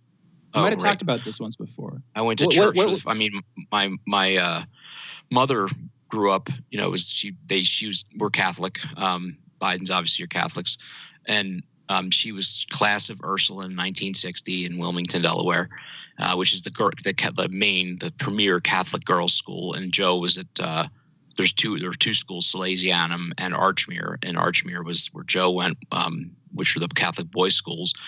He was class of 61. We do not have much time left. Tyler, we've got like barely scant a minute left. Any quick highlights from that? Anything we wouldn't know, Tyler? I remember debating Hunter on gun control in high school, and it was just funny as hell because he went to the point of saying, you can't just have a bazooka, Tyler. And I thought, okay, well, we're obviously having a really, and guess who said the same exact thing?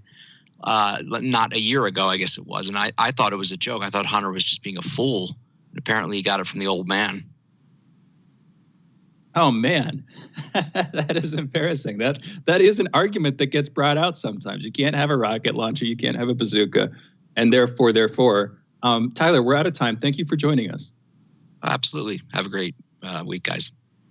Hey, you too. For those listening, that was Tyler P. Nixon, archivist, activist, technologist, legal counsel to Roger Stone. You can follow him on Twitter at @RealTylerNixon. You're listening to Fault Lines with Thomas and Stranahan. We're going into a break, but we'll be back in a minute with Ted Rall. Be right back.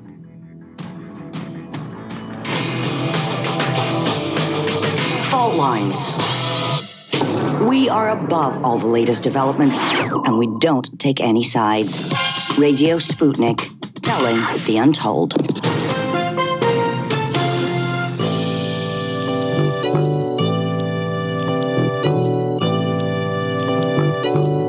What's the most important hour of the day?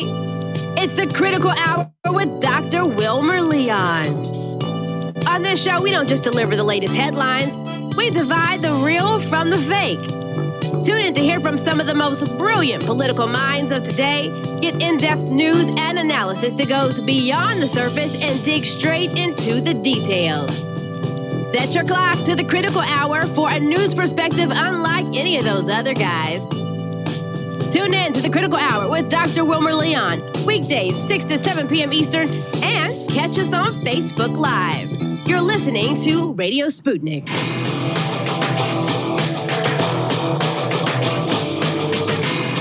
Fault Lines. Welcome back to Fault Lines on Radio Sputnik. My name is Jamarl Thomas. I'm joined by my co-host Shane Stranahan, coming to you live out of our station in Washington, D.C. But joining us, Ted Rall, political cartoonist and syndicated columnist. Ted, welcome to the show. Thanks, Jamal. Absolutely. So we brought you on because we wanted to have a conversation about things that were taking place in New York. And it's pretty wild, actually. I've done videos going after Cuomo because Cuomo has this kind of weird, inflated sense of accomplishment in regards to the COVID stuff. I mean, he, for God's sake, wrote the book on COVID, right?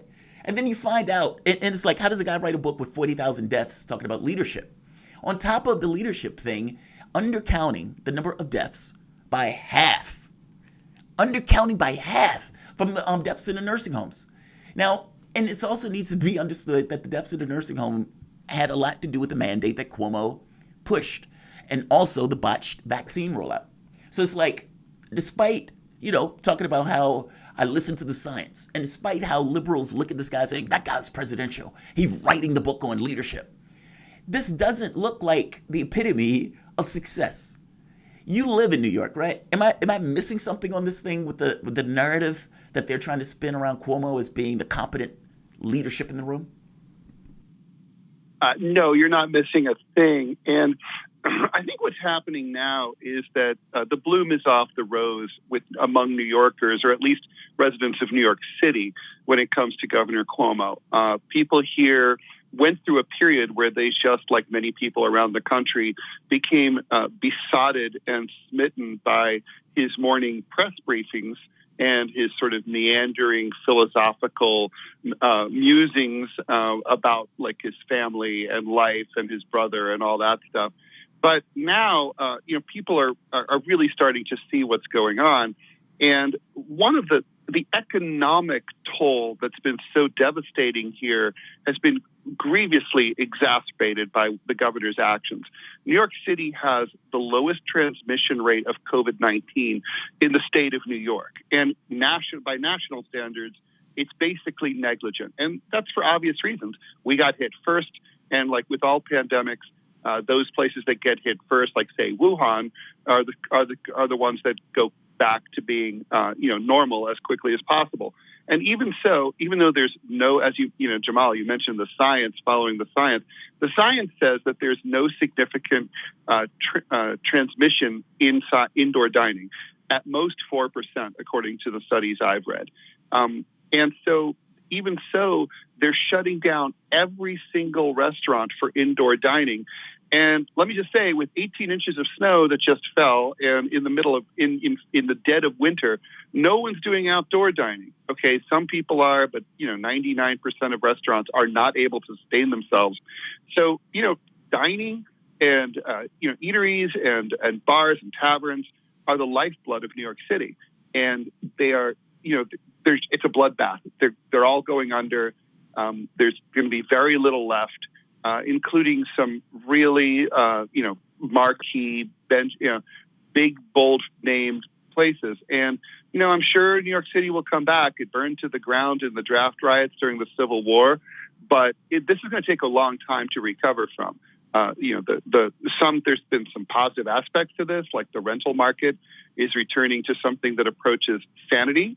So if people are thinking of who wanted to move to New York City, they can. It's affordable-ish now. But otherwise, it's Governor Cuomo is, I think, not beloved even by bourgeois liberals here anymore.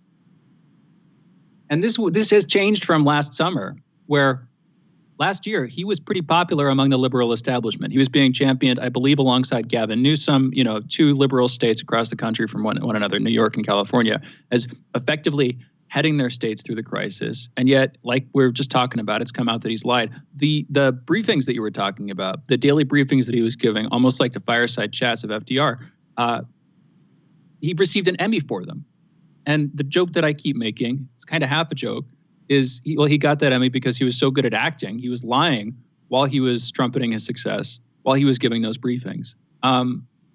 You're talking about his popularity. I can't find any opinion polls, any popularity polls from late last year through early of this one. So there's no current update to give on that one. But even going into fall last year, his popularity was slipping. What does this forebode for his reelectability, Ted? Well, in New York State, if you're a Democrat, you're going to be the governor.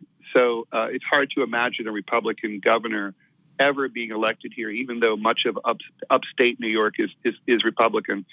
So I don't think so. The question is who would challenge him, who would primary him. And, you could imagine someone doing it. AOC proved that anything is possible. There could be an outsider challenge. But he really does have the political machine locked up. I mean, to the extent that this is a democracy, New York is one of the less democratic systems in the country. So, he would have to, I think, go deep into the 30s before he could be successfully primaried. It's really right now hard to imagine, but he is not liked anymore. I mean, you take away, you can't really go back to brunch if there's no place to go to brunch, and that's New York, and Cuomo's taken that away.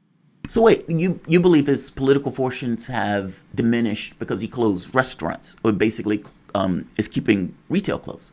I mean, let's talk about that for a moment.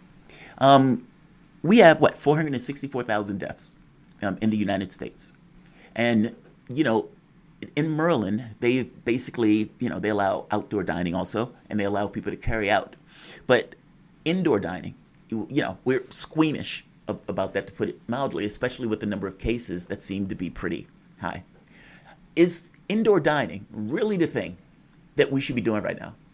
Like, don't get me wrong, I understand the idea that the businesses are suffering, and I agree that something needs to be done to protect the businesses. But on the other side of that, if the transmission rate, let's say the number is 4%, well, that's 4% of how many people that are in a particular place, and how many of those people go out and meet other people? I guess what I'm getting at is, I understand that the restaurants are closed, and I understand people when the restaurants are open. I even understand that the transmission rate is low, but that's a low transmission rate with a large number of people who are going to be bumping around and moving around. I guess I'm squeamish about the idea of opening up the economy like that, even though I understand how problematic it is for the retail. But I think, for me, the number of deaths outweigh the retail issue. But what do you think? Well, I'm telling you the impressions I'm getting of the, sort of the Democrats that I know and who I talk to. They don't talk about the deaths. For whatever reason, Cuomo, it's kind of a bit off the radar, except for political junkies like us. It's just to what extent he lied about the deaths in the nursing homes and so on. And people aren't focused on that. And I think, what's sort of missing, and I think frustrating people who live in Manhattan and in the outer boroughs, is that there's sort of a one-size-fits-all solution here. I mean, there are, I can definitely see a small, cramped, bar built in the 1800s, might need to not allow anyone indoors. But on the other hand, there's also large restaurants that have ample space and modern HVAC ventilation systems that really would feel and be safe. And instead of evaluating each business sort of on a one-by-one basis by the health department or by a special task force, there's this tendency, and you always see that in New York because it's such a big city, just shut it all down. And, and a lot of it doesn't make any sense. I mean, there's barber shops are open. That's intimate, that's intimate contact. Massage parlors are open. That's intimate contact. But nail salons are open. Those are all, I think, kind of. How did you justify that? That's I mean, like. Yeah, that's weird. That's weird. It is weird. And, you can go to a restaurant and eat indoors, like in New Jersey, or for that matter, outside of New York City. This is the part that makes New Yorkers mad. Outside of New York City, there's still indoor dining. So if you go to Albany or Schenectady, no problem. But in fact, you can just cross the line into Westchester County and go to Tarrytown and eat indoors. And their transmission rate is higher than ours. So, the problem is that there isn't consistency and, the decision doesn't seem to make sense.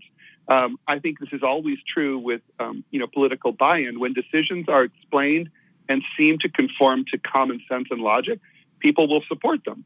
But when they're all over the place and they're not explained and they don't make sense, people, they drift away. Well, and I mean, here's the thing. I could come up with, at least to me, a feasible argument for why some of the businesses you were mentioning might be open. I mean, for instance, nail salons, you're going to be wearing masks. Restaurants, you're not. Barbershops are a little bit more complicated because if you're getting your beard groomed, you're not going to be wearing your mask. But in a lot of other cases, you still would be. And of course, so would the barbers. Or again, in restaurants, and any party who's sitting down to eat, the vast majority of the time, I would say, they're not going to be wearing their masks. That makes some sense to me. I mean, on the transmission rate, there might be a connection between all this stuff being shut down. In fact, I will hazard a guess that there is a connection between all this stuff being shut down and the transmission rate being lower. And that's, frankly, in my opinion, good. Keep it that way. I think we should be doing much more at the federal level to keep businesses afloat and to keep the economy going. But how has that been explained? How has Cuomo's government in New York explained these decisions? What's their rationale for this, Ted? It literally hasn't been explained at all. When you even talk to business owners, which I do and have, they don't understand the whys or wheres of any of this. There's no metric that they're told, like, hey, your transmission rates drop below such and such amount, or if you do this or that, or if this happens or whatever. Nobody knows. It's completely just like, oh, it's going to be for the time being, or it's going to be for 2 weeks. Oh, wait, no, we meant 4 weeks. But no, they just keep passing down edicts. It's kind of like being in a country in the developing world with a dictatorship where there's just edicts coming from the government that are completely, you have to obey, but you don't really know why. Very interesting, yeah. And I can imagine that would be a little disorienting. By the same token, I would hope that, and maybe not, right? I guess I can understand people wanting to be able to engage in the behavior they want to engage in as if it was normal. I even understand the argument about, if it's rational, then the public can just, understand it and get it. But I still go back to this notion of the transmission matters more. And, New York, it's very possible, like Shane said, that the reason the number is low is because of the rules or the policies that were put in place, even though those policies have negative outcomes. Like, for example, what would you do, or what do you do from your standpoint? What would you have them do?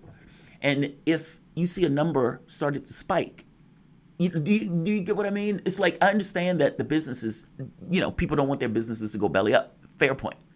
By the same token, the public or the society itself has a rationality of sorts of not allowing that to happen. Meaning the retail spot could be the spot that causes a new proliferation of the virus.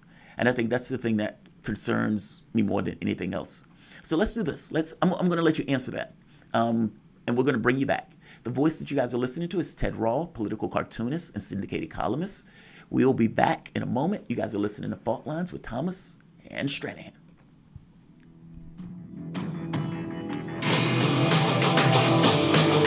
Fault Lines.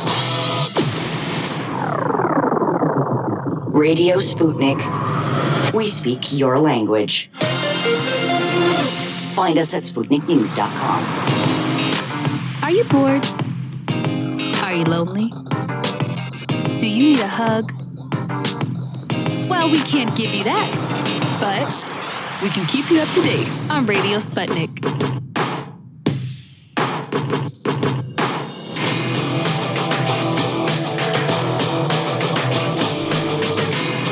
Fault Lines.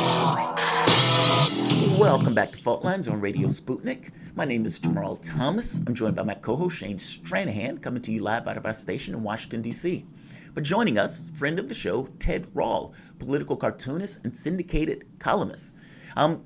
Ted, before we left, we were having this kind of back and forth on the idea of opening restaurants in New York. And you were making the point that a lot of people aren't entirely plugged in to the issue of the nursing home. Like all of the people leaving the health department because Cuomo basically was talking about we don't believe science and basically castigating them as if they were responsible in some way, either for the vaccine rollout or for the nursing home debacle that he himself caused in both cases.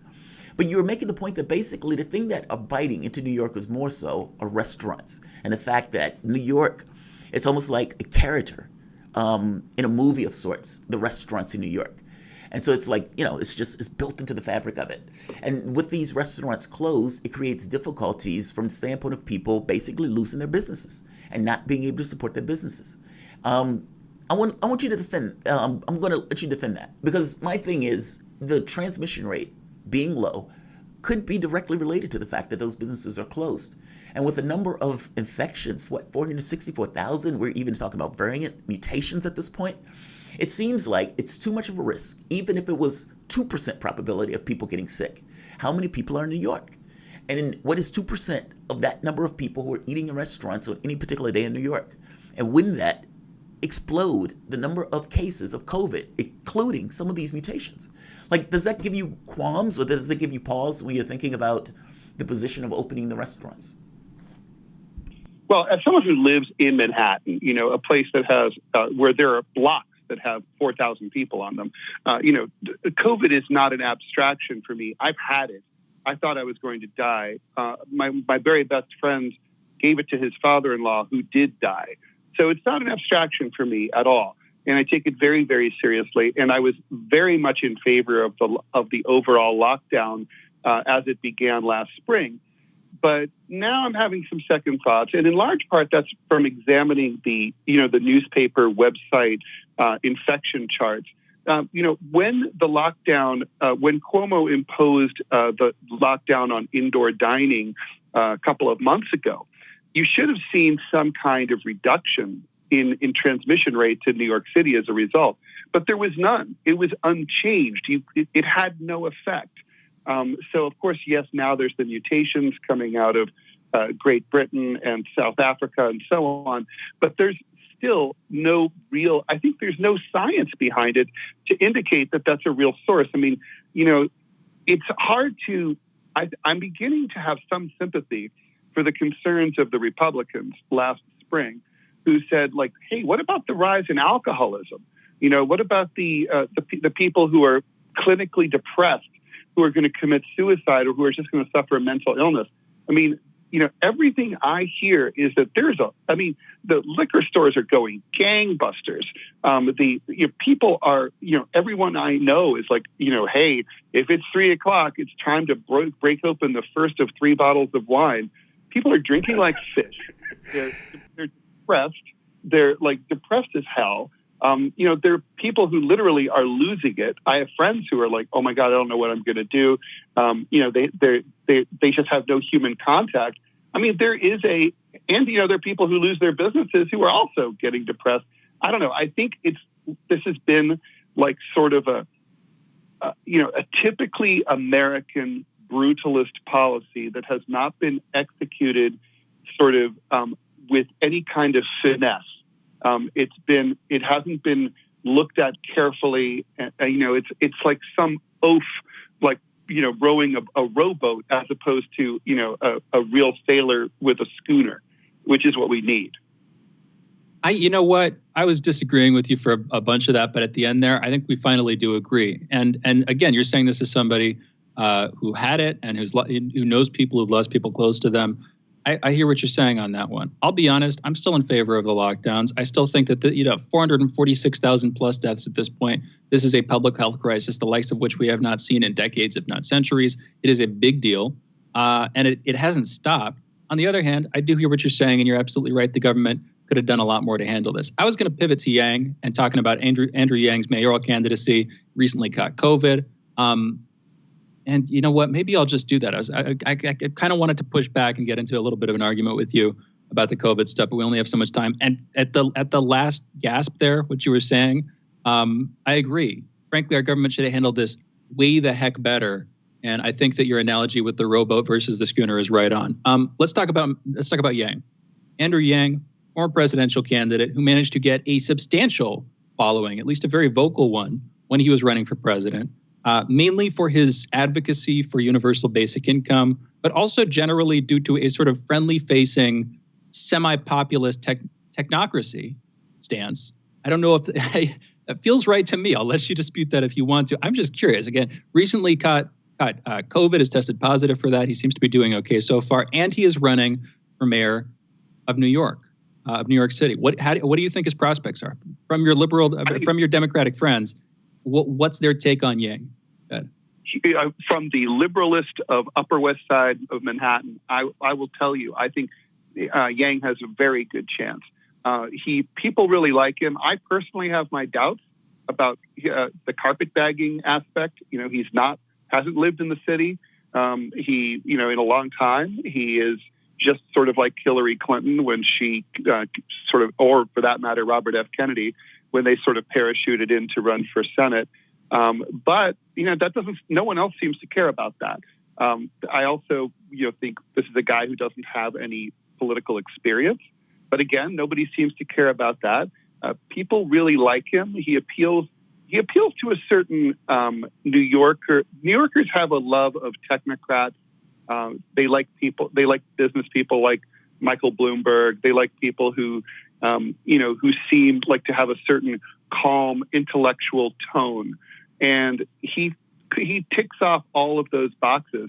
And by the way, his book is pretty good. A lot of people I know have read it. I've read it, the War on Ordinary People.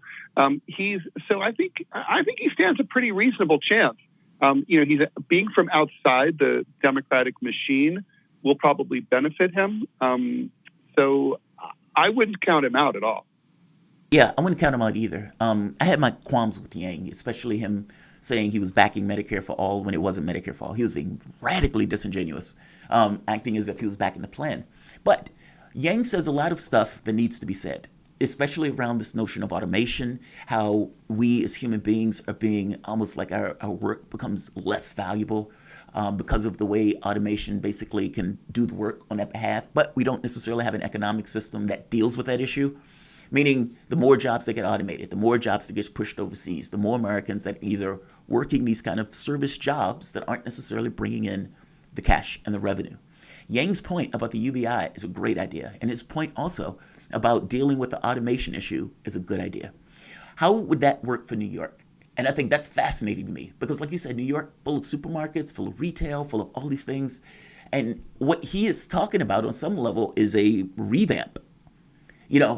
How would that mindset fit itself in New York? Because I have to be honest, I haven't yet to come across a person that thinks in the way of Yang getting his hands on like one of the top cities in that way.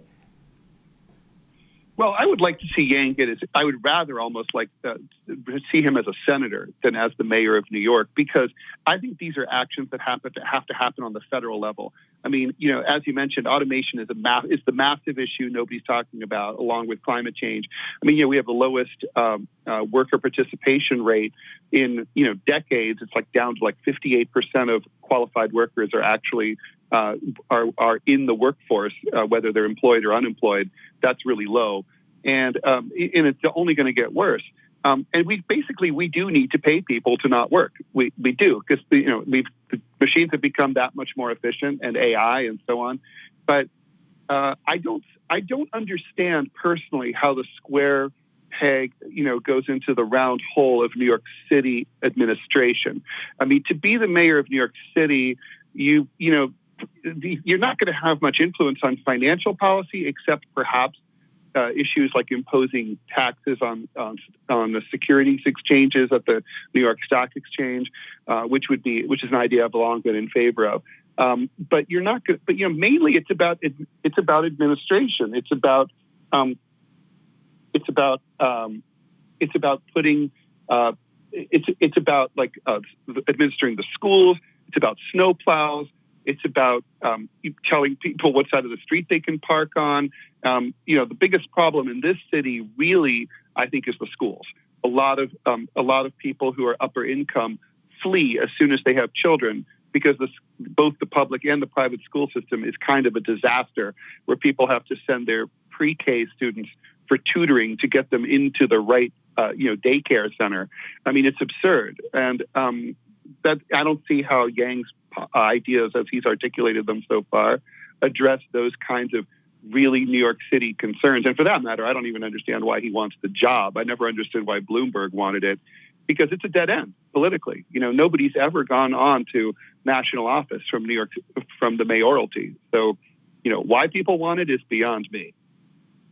That's a good point. And you know what? He would have been a better fit running for mayor of San Francisco. Of course, coming from the tech background, he's not doing that.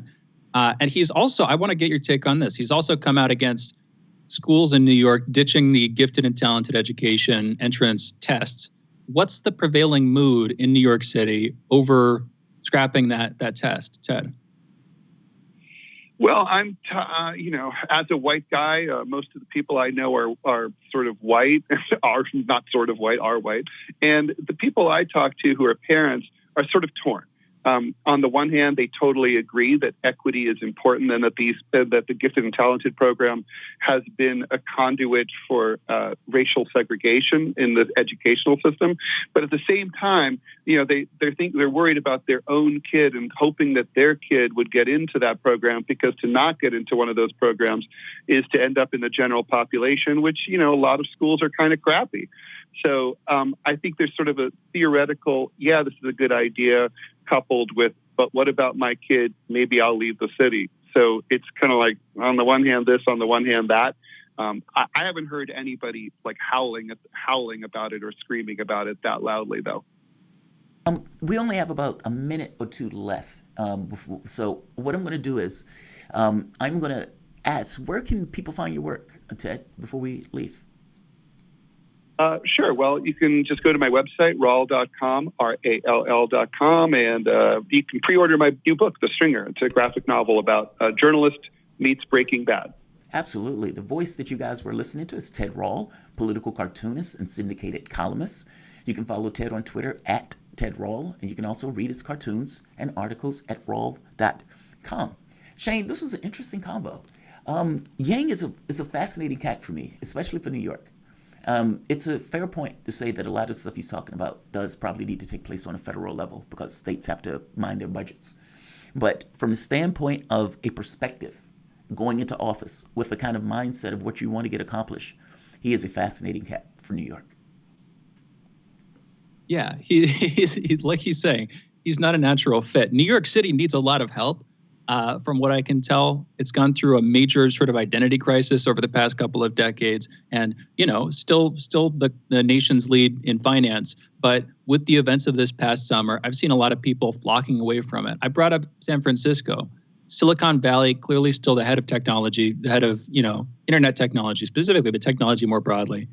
And one of the major hubs, I would say the foremost hub of capital in the U.S., New York City, tried to vie for that position for a while. And admittedly, there are a bunch of tech companies who either moved to or were founded in New York City. Maybe Yang is eyeing something like that, like a rehabilitation on that end of things. But again, a lot of people have abandoned the city because, as far as I can tell, the city has abandoned them. So I don't know exactly what he's thinking there. I've got to say also, Ted Rall, the Stringer, the book, I want to ask him more about that next time. Journalist meets Breaking Bad.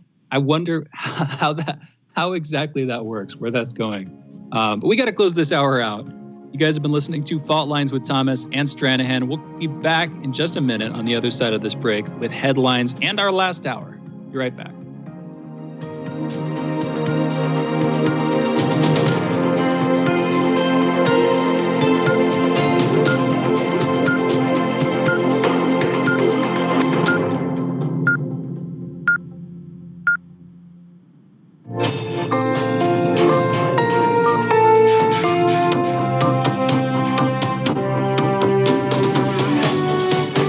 Listening to Radio Sputnik. Telling the untold.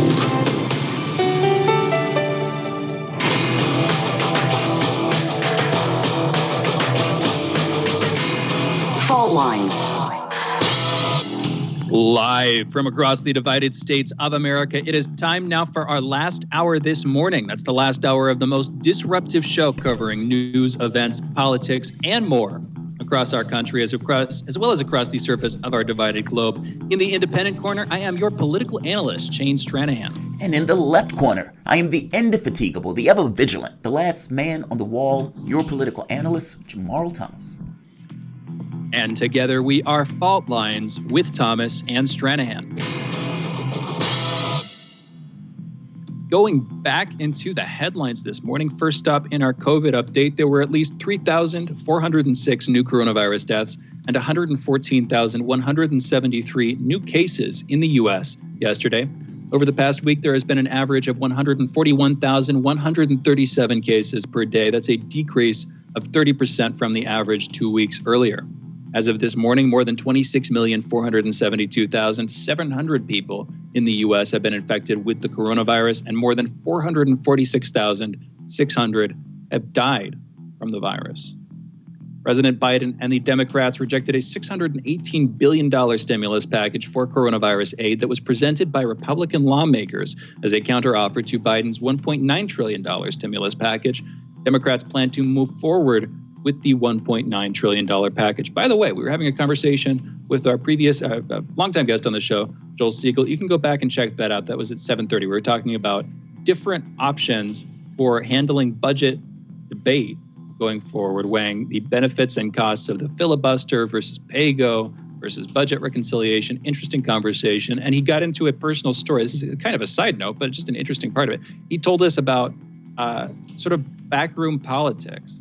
And a story that he was hesitant to tell us at first. You know what I'm talking about, Jamarl. Just an interesting conversation in general. Go back and check that out for sure. Today, World Health Organization investigators visited a research center in the Chinese city of Wuhan that has been the subject of speculation about the origins of the coronavirus. The World Health Organization's team's visit to the Wuhan Institute of Virology was a highlight of their mission to gather data and search for clues as to where the virus originated and how it first spread. Following 2 weeks in quarantine, the team that includes experts in veterinary medicine, virology, food safety, and epidemiology from 10 nations has over the past 6 days visited hospitals, research institutes, and a traditional wet market linked to many of the first cases. Their visit followed months of negotiations. President Biden's administration, back in the States here, is moving to expand the country's vaccination program with another 1 million doses sent to some 6,500 pharmacies across the country. The administration is also moving to boost states' allotments of vaccines by 500,000 per week. Russia's Sputnik V vaccine has shown 91.6% efficacy against COVID-19. It's also reportedly effective against some of the variants. That, of course, is a big concern here with the various vaccines being distributed worldwide. How effective they're going to be against these new strains of COVID-19 that are popping up all over the place. You got one in South Africa, one in the United Kingdom, one in Brazil, and then you have word that some of these strains appear to be merging with sort of unpredictable consequences, both for their effects on the disease and for their effects on vaccine efficacy. So we're going to be talking about this again tomorrow morning, by the way, with a guest. But I'm just putting a note in that this whole thing is a cluster F. It's gotten way too complicated, and this is what happens when you let this kind of thing get out of control. Because, of course, the more the virus spreads, the more opportunity it has to mutate, and the harder it is to know how you're supposed to respond to those mutations. going forward. Anyway, Pakistan, the country, has begun a COVID inoculation program with some frontline medical workers receiving their first doses of COVID vaccines. Beijing has donated 500,000 doses of their vaccine to the country as a goodwill gesture. Those arrived earlier this week on Monday. They make it the first country in the world, Pakistan that is, to receive the Chinese government-donated vaccine. In national political news back in the States, in a letter to her fellow party members released on Tuesday, Nancy Pelosi declared heightened security measures for congressional representatives commuting to and from Washington, D.C., also stressing that lawmakers needed to organize a 9/11-type commission, quote-unquote, to study the U.S. Capitol mayhem. Pelosi stated that the current security situation is being thoroughly reviewed by experts in light of the chaotic events that took place in the building. The review process is expected to last until March 5th. One thing I know for sure, Jamarl, we've been talking about the barbed wire surrounding the Capitol building, whether that's warranted or not. I lean towards not.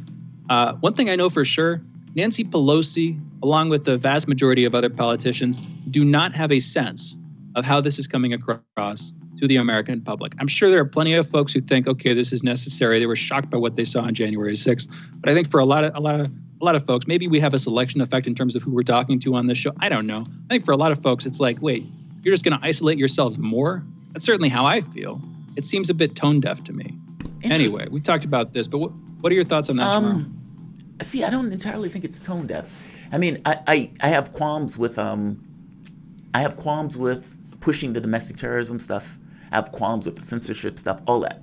And meaning I have qualms with the repercussions of what took place on the Capitol Hill, the putsch attempt.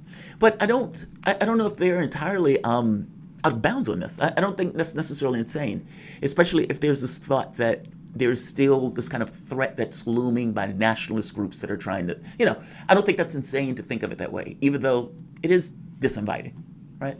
But on some level, I think the point is to be disinvited. It looks like a war zone. Yeah. That's the thing. I mean, maybe there aren't mortar shells lining the streets. Maybe there aren't bullet holes in the marble buildings of our Capitol, but it looks like a war zone. You've got tens of thousands of National Guards on the scene, and you have barbed wire preventing people from accessing, various important federal buildings. And as far as I can tell, since January 6th, there haven't been any serious attempts. For how long is this going to go on? They're talking about putting permanent measures into place. Is this just going to be how it is going forward? I think that is tone deaf. That's fair. Look, permanent measures, I don't know. Usually, I would just make the point that if something happened that they consider to be unprecedented, then I'm not shocked that their response will be hyperbolic. And that's assuming you call it hyperbolic. I would argue it's subjective, massively so. So you can call it tone deaf, so fair enough. But I don't know. I don't know how I would think about that stuff if I thought my life was under threat. And, just so we're clear, many of these people get bomb threats. Many of these people get rape threats, especially like AOC. Many of these people get death threats. And this is stuff that happens pretty much daily. And so, when you have something like that, when you have people walking through the Capitol, when you have militia groups that have been talking about, hey, let's do this again, I don't think it's insane that they respond hyperbolically, even if it's something that I might think they've gone too far on. I accept the subjectivity of it. So that's kind of the way I view it. I understand your point. Yeah, if that was, but it's, for me, it's like, how would I think in that situation? How would would I have qualms if I was getting death threats? Would I be bothered by that? What if they were threatening my family? So I can't begrudge them for taking hyperbolic action to ensure for their safety. I'm not going to hit them for that one at all. I mean, I applaud your empathy, Jamarl, but I think they're over-responding. And I think that they're caught up in their own illusions on this one. Yeah, there are threats, and there consistently are threats. And you're right.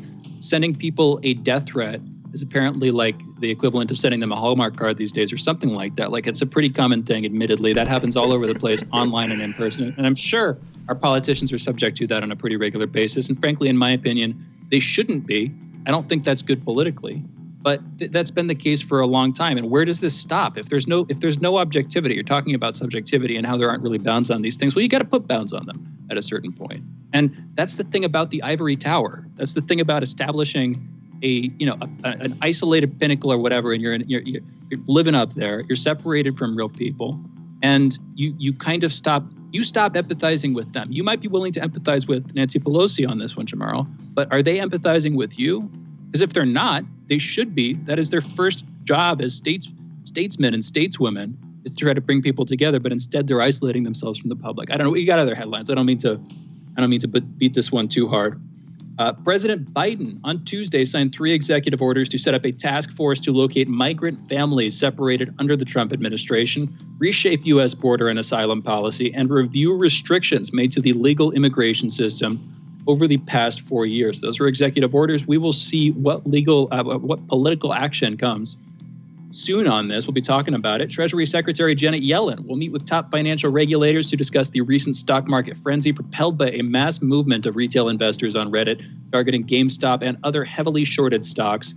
Yellen will meet this week as soon as Thursday with the heads of Securities and Exchange Commission, the Federal Reserve, the Federal Reserve Bank of New York, and the Commodity Futures Trading Commission. Got to do anything you can to keep Redditors out of your stock market, I guess. New York Governor Andrew Cuomo signed a bill Tuesday repealing a controversial statute commonly known as the, quote, walking while trans ban, end quote. Both houses of the New York legislature voted Tuesday to pass the bill that repeals a 1976 penal law statute aimed at prohibiting loitering for the purposes of prostitution, but which ultimately led to years of law enforcement discrimination against trans people of color. I would say that's a small face-saving measure by Andrew Cuomo. He might be getting some flack, but I don't think it would be that much. And he was talking about this morning, last night on Twitter, not talking about how many deaths he caused and his distrust of the experts caused. And again, we're just talking about this about half an hour ago at Ted Rall back at 8:30. Interesting conversation with him. What he was saying is Cuomo is getting less popular over time. He's been a bad leader, and yet he has a stranglehold on state politics, and therefore, unless his popularity dips even further, goes down into the low double digits, 30% or so was what Ted was saying. He thinks he's going to be governor again. We'll see about that. 2 FBI agents were killed and 3 wounded as they moved to survey suspects, now dead, who was thought to be perpetrating violent crimes against children. This is the deadliest incident in the FBI's recent history and the first time an agent has died on duty since 2008. In international news, Myanmar police have filed charges against 75-year-old ousted leader Aung San Suu Kyi for illegally importing communications equipment. She will be detained until February 15th for investigations. Police request to a court detailing the accusation said that walkie-talkie radios had been found in a search of her home in the capital, Naypyidaw. It said the radios were imported illegally and used without permission. Apparently, they were necessary because 400 or so leaders of the country were rounded up and are slowly trickling out of the guest houses in which they were being detained by the military in the coup they just executed. So I wonder if the getting those walkie-talkies in advance might have been useful, could have been put to more use. I don't know. The document reviewed today requested Suu Kyi's detention, quote, in order to question witnesses, request evidence, and seek legal counsel after questioning the defendant, end quote. A separate document showed police filed charges against ousted President Win Myint for offenses under the disaster management law. This as doctors in Myanmar have stopped working on Wednesday to protest what they call an illegal coup and the subsequent illegitimate government. The work stoppage occurred in 70 hospitals in the country of 54 million. These doctors said in a statement that military leaders put their own interests above that of the public and have no regard, quote, for our poor patients, end quote. This as last week, the IMF, International Monetary Fund, sent $350 million in cash to the Myanmar government as part of an emergency aid package to help the country tackle the COVID-19 pandemic. They're not getting that back. The sources are saying that there, quote, appears to be little the IMF can do to claw back, end quote. That's their language, not mine. Claw back the emergency aid funds, again, now in the hands of a military, a martial government, military-led government. Not a good situation. We're going to be talking more about this soon. A Moscow court sent Russian opposition leader Alexei Navalny to prison for more than 2.5 years on Tuesday, prompting protests across the country. The ruling closed a heated hearing in which the Kremlin critic ridiculed claims he broke his parole conditions while recovering from poisoning and denounced President Vladimir Putin as, quote, Putin the poisoner, end quote. Navalny was first detained 2 weeks ago upon his return to Moscow from Berlin, where he spent several months recovering from alleged poisoning, with nerve agent Novichok, an attack he blames on Russian security services and on Putin himself. We had a couple great conversations actually, yesterday morning at 7:30 with Mark Sloboda and our guests, Peter Lavelle and George Samueli, talking about Navalny and a couple of associated stories. Go back and check that out. In business news, Jeff Bezos, the founder of US-based e-commerce mammoth Amazon, has decided to step down as the company's CEO this year. In a letter to employees, the 57-year-old multi-billionaire revealed that he will be diverting his focus to new initiatives and products. Bezos founded Amazon in 1994 and has been leading the company ever since. Bezos will be replaced by Andy Jassy, who has been running the company's cloud computing division, and the transition is expected to be carried out between July and September, a little bit later this year. Our next and last headline, GameStop stocks have fallen by 70% this week, thanks largely to measures taken by Robinhood and other stock trading apps to heavily limit the number of shares traders can buy in the video game retail company. Robinhood now allows clients to buy 100 shares of GameStop. That's up from the previous limit of 20 shares, but not if the user already owns more than 100 shares in the company. Larger limit increases were implemented for stocks in AMC Entertainment, Naked Brand Group, Nokia, Express, and Cost, the values of which followed a similar track to GameStop's. I'm just going to put it like this.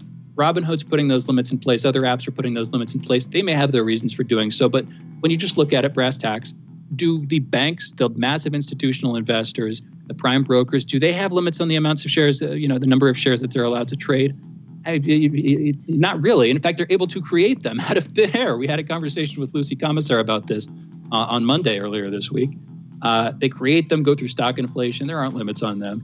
So I don't know. This does not look good for Robinhood, which, by the way, I don't know if we talked about this element. Robinhood is going to have an IPO later this year. They're due for that.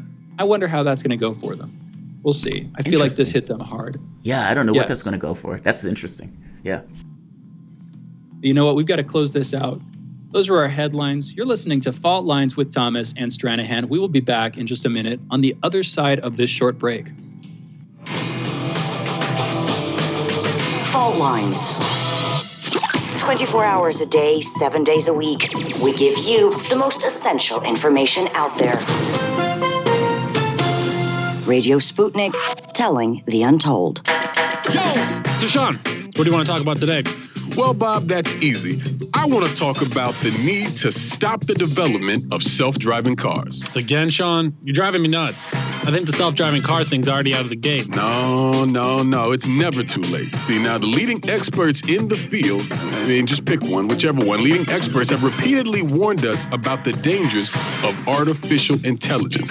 Look, I'm telling you, man, we have to stop the robots by any means necessary. I see what you did there. Yep. Tune into our show By Any Means Necessary daily from 2 to 4 p.m. Eastern Time on Radio Sputnik. And don't forget to call in at 3:20 p.m. to our studio number 202-521-1320. And if you miss us live, check us out on SputnikNews.com, Spreaker, iTunes, iHeartRadio, Spotify, or wherever you listen to podcasts to stay up to date on the latest political, social, and economic movements shaping the world around us.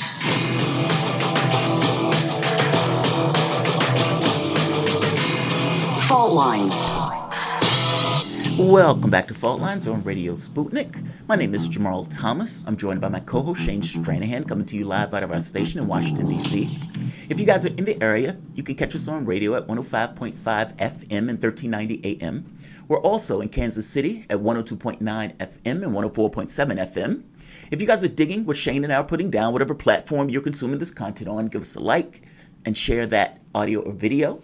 You can also hit us up if you want to engage with the chat, a tweet, and of course, you can reach us by phone at 202-521-1320. We like to say your engagement helps make the show what it is, and it is absolutely true. So joining us to have a conversation about the Uganda elections is Milton Amadi. He's a publisher and CEO of the Black Star News and host of the weekly Black Star News show on WBAI 99.5 FM radio in New York. Milton, welcome to the show. Thank you so much. Good morning. Good morning. Absolutely. I am so glad you could join us because I've been following this issue for the past several days, and it's uber interesting, to put it mildly. So an election was held.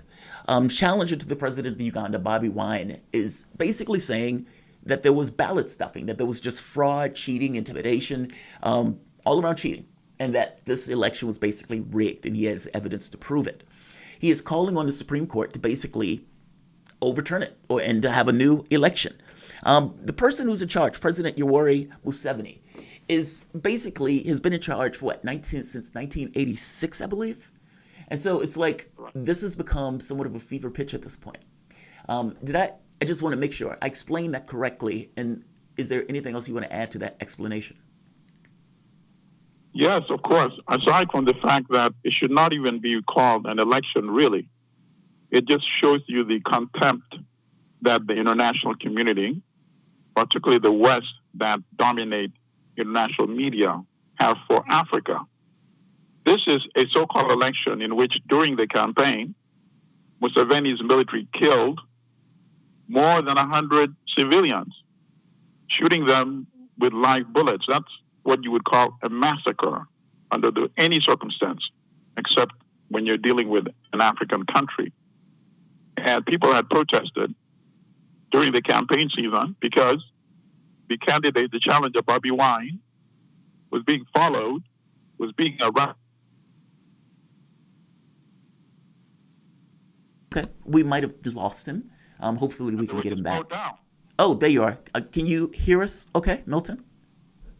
Yes, I can hear you. I don't know if you heard what part of what I said. Oh, no, I didn't hear the very last part. Please repeat. Yes, so when people protested in Uganda after the arrest of Bobi Wine by Museveni's military, he shot down more than 100 people. And yet, the so-called election was still allowed to proceed. This can only happen in Africa. And why is it so? Because Museveni really is an agent for Western interests. That's why he's been allowed to maintain in power for 35 years now, supported by the United States with $1 billion, not total, but every year, about $1 billion in U.S. taxpayers' money goes to finance this dictatorship in Uganda. And in return, Museveni acts like a local sheriff, a marshal in Africa. Milton, that's shocking. Let's pause on that for a moment because that explains a lot of this. That's a lot of money coming in on a regular basis. Why do we do that? Why does the United States do that? What has been in it for us, and how has that process unfolded? Could you please give us some of the history here, Milton? Absolutely. So Museveni has been president since 1986, since Ronald Reagan was president. So with every U.S. president, he reshapes himself. When Reagan was in the White House, he said, "I'm a champion of capitalism in Africa." So Reagan invited him to the White House, and he gained U.S. support and World Bank loans.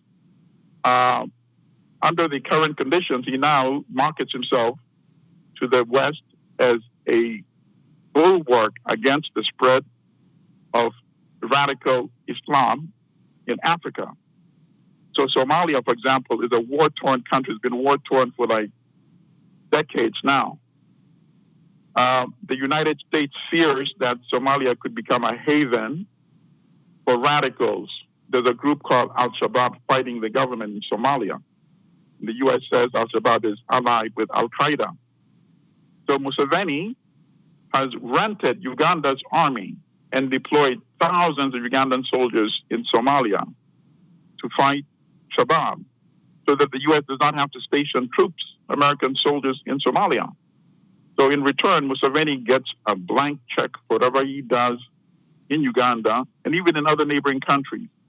He's invaded Rwanda without Rwanda being invaded from Uganda in 1990. The genocide of 1994 never would have happened in Rwanda. And this is the story that corporate media conveniently leaves out. He's invaded Congo multiple times. He's invaded South Sudan multiple times, just in order to dominate the region. And this is tolerated by the United States and the other countries like Britain that support this very dangerous individual. So they would rather have a Museveni in power than deal with somebody that they are not 100% guaranteed they can control. So when a Bobi Wine comes on the scene, and he's 38 years old, and the country, 80% of Uganda is under the age of 35. So he recruited millions of young new voters. And that's essentially why he won these elections. Museveni is, he says officially 76, but it could well be over 80 years old. And that is the situation we have in Uganda today. We have a US and UK-backed tyrant in Uganda who knows that he does not have to be beholden to the interest of Ugandans so long as he's supported by the Western powers. And that's what Bobi Wine is trying to change in Uganda. So another question here, and something that it seems is like it's a difficult situation for Uganda as a whole, for Bobi Wine also. And that has to do with the Supreme Court, because he's trying to basically get the Supreme Court to redo this particular election. But considering the number of people that he murdered during the protests, or for that matter, the number of people that were associated, this idea of getting a blank check from the United States or from the West, if the Supreme Court answers Bobi Wine with an affirmative of yes, this was stolen, and at the end of the day, we're going to have a new election result, what happens in Uganda after that? I mean, it seems like it puts the country on almost this precipice of war during this interregnum between two leaderships. So how does, what's the expectation here on that? Okay, I'll give you three possible scenarios. One is the impossible one, which is if the Supreme Court were to nullify these elections and new elections were to be held with international observers of these elections, because that's one of the things. He refused to accredit domestic as well as international observers to observe the elections, and he turned off the internet 2 days before the election, you see? But if the conditions where international observers and the internet is on, and the elections are transparent, he would overwhelmingly be defeated. That's the best case scenario, but it's very unlikely to happen. Why is that? Because all the judges of the High Court, the Supreme Court in Uganda, are appointed by Museveni himself, just like all the members of the so-called Election Commission are appointed by Museveni himself. So he comes to the game with his own ball and with his own referees. Now, there's a likely other possible scenario that may evolve, and only time can tell this. In the Sudan, we had a dictator also of 30 years named Omar Bashir. The youth came out in the streets after they just got tired and said enough is enough in 2018, and he drove them from power. It was violent because the military shot and killed, again, more than 100 young people in the Sudan, but they were so determined that eventually they drove him from power. In Uganda, things are so combustible that it's not impossible for something like that to eventually happen if the Supreme Court closes the door to the only possible outlet for peaceful transition in Uganda. Because 80% of those young people are unemployed. And that is why they voted massively in support of Bobi Wine, seeing that as a possible way for peaceful change. But they're in a position that they have nothing to lose. And that is why the U.S. needs to take a close look at the situation. I'm seeing some signals coming from Washington that they may be willing to part ways. But this is where American citizens can also make their voices heard. I have, for example, launched a petition on change.org, and it now has more than 4,000 signatures calling for the U.S. to stop sending financial and military support to dictator Yoweri Museveni in Uganda.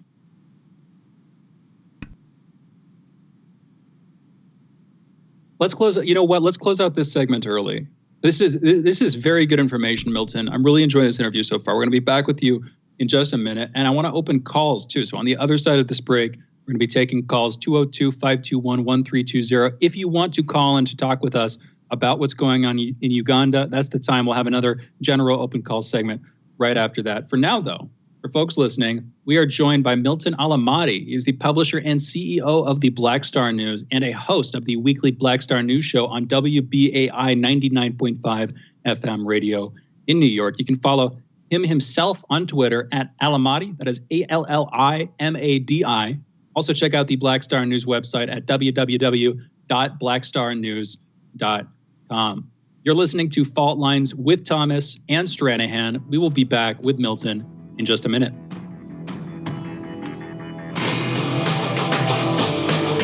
Fault lines. Tough questions are the most powerful weapon we have. As long as you have questions, we'll keep asking.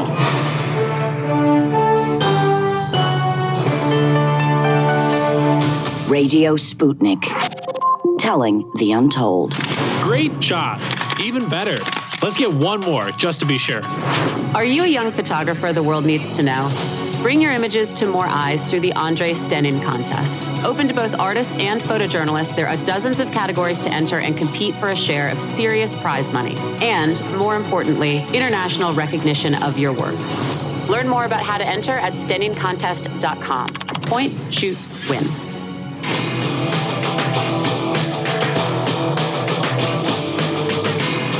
Fault lines.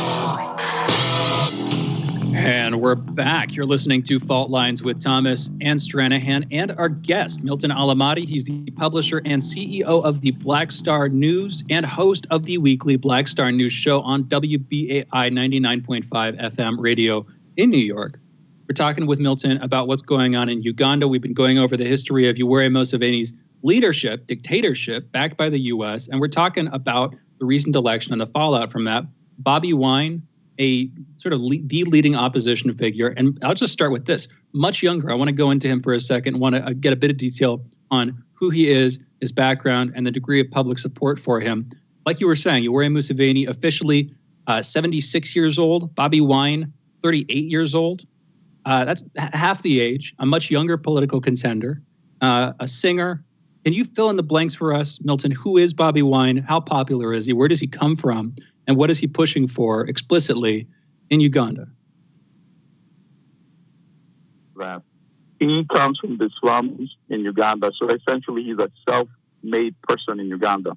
Because in Uganda, if you're not part of the regime, you're not close to the Museveni family, you're not in the military elite or the political elite, you're cut out from opportunities, from good jobs, from access to loans, business opportunities. So as an entertainer, a musician, a producer, a filmmaker, he was able to actually create his independent financial base because his music was very popular. He was one of the most popular entertainers in Uganda. So he lived the experience of the young people that are deprived from opportunities in Uganda and people that are also outraged by the corruption, the massive corruption of the regime. So in 2017, he decided to run for parliament. And he defeated the candidate of Museveni's ruling party called the National Resistance Movement by more than 30 points. He was elected into parliament. And then after that, he started campaigning on behalf of other candidates running for open seats in parliament. And 3 candidates in a row defeated the ruling party's candidate. And that's when Museveni realized this young man was going to be a danger for him in the future. And in 2018, arrested him when he was campaigning on behalf of a candidate, challenging Museveni's candidate for parliamentary seat. He was beaten, he was tortured, and that's when he started getting much international coverage. He came to the United States for treatment, and nobody thought he would go back to Uganda after the torture he endured. But he went back because he said, this is my country, and I would rather die in my country. And many young people, and even more older people, were impressed with this type of courage. And a person who was tortured and had an opportunity to flee came back to the country willing to risk his life. And that is when he really started getting tremendous support and ultimately declared that he would be running for the presidency against Museveni. And that is where we are today.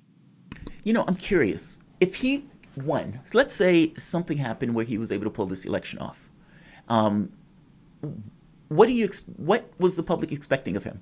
Because it sounds like he's basically a reform candidate or change candidate. what was the expectations? Like, I guess what I'm getting at is that's a big question. Okay. I'm glad you asked that question because I've also thought of that occasionally. I think the expectations are overwhelming and it would be challenging for him to really deliver. But on the first instance, when I say that, I say in terms of delivering jobs for the millions of unemployed youth, because the economy is completely damaged. The economy is an economy of people depending on state patronage. So production really has declined. Uganda, not unlike many African countries, has been deindustrializing, meaning no jobs have been created in the manufacturing section, for example. Even agriculture has collapsed. Uganda used to have a system of co-ops, agricultural co-ops throughout the country. And that was really thriving and productive. But General Museveni actually destroyed that deliberately. And why did he do that? Because he does not want an independent base of wealth, Ugandans that are independent from the state, to be created. So perversely, in order to make people more dependent on him and the regime, he actually deliberately destroyed the agricultural co-ops.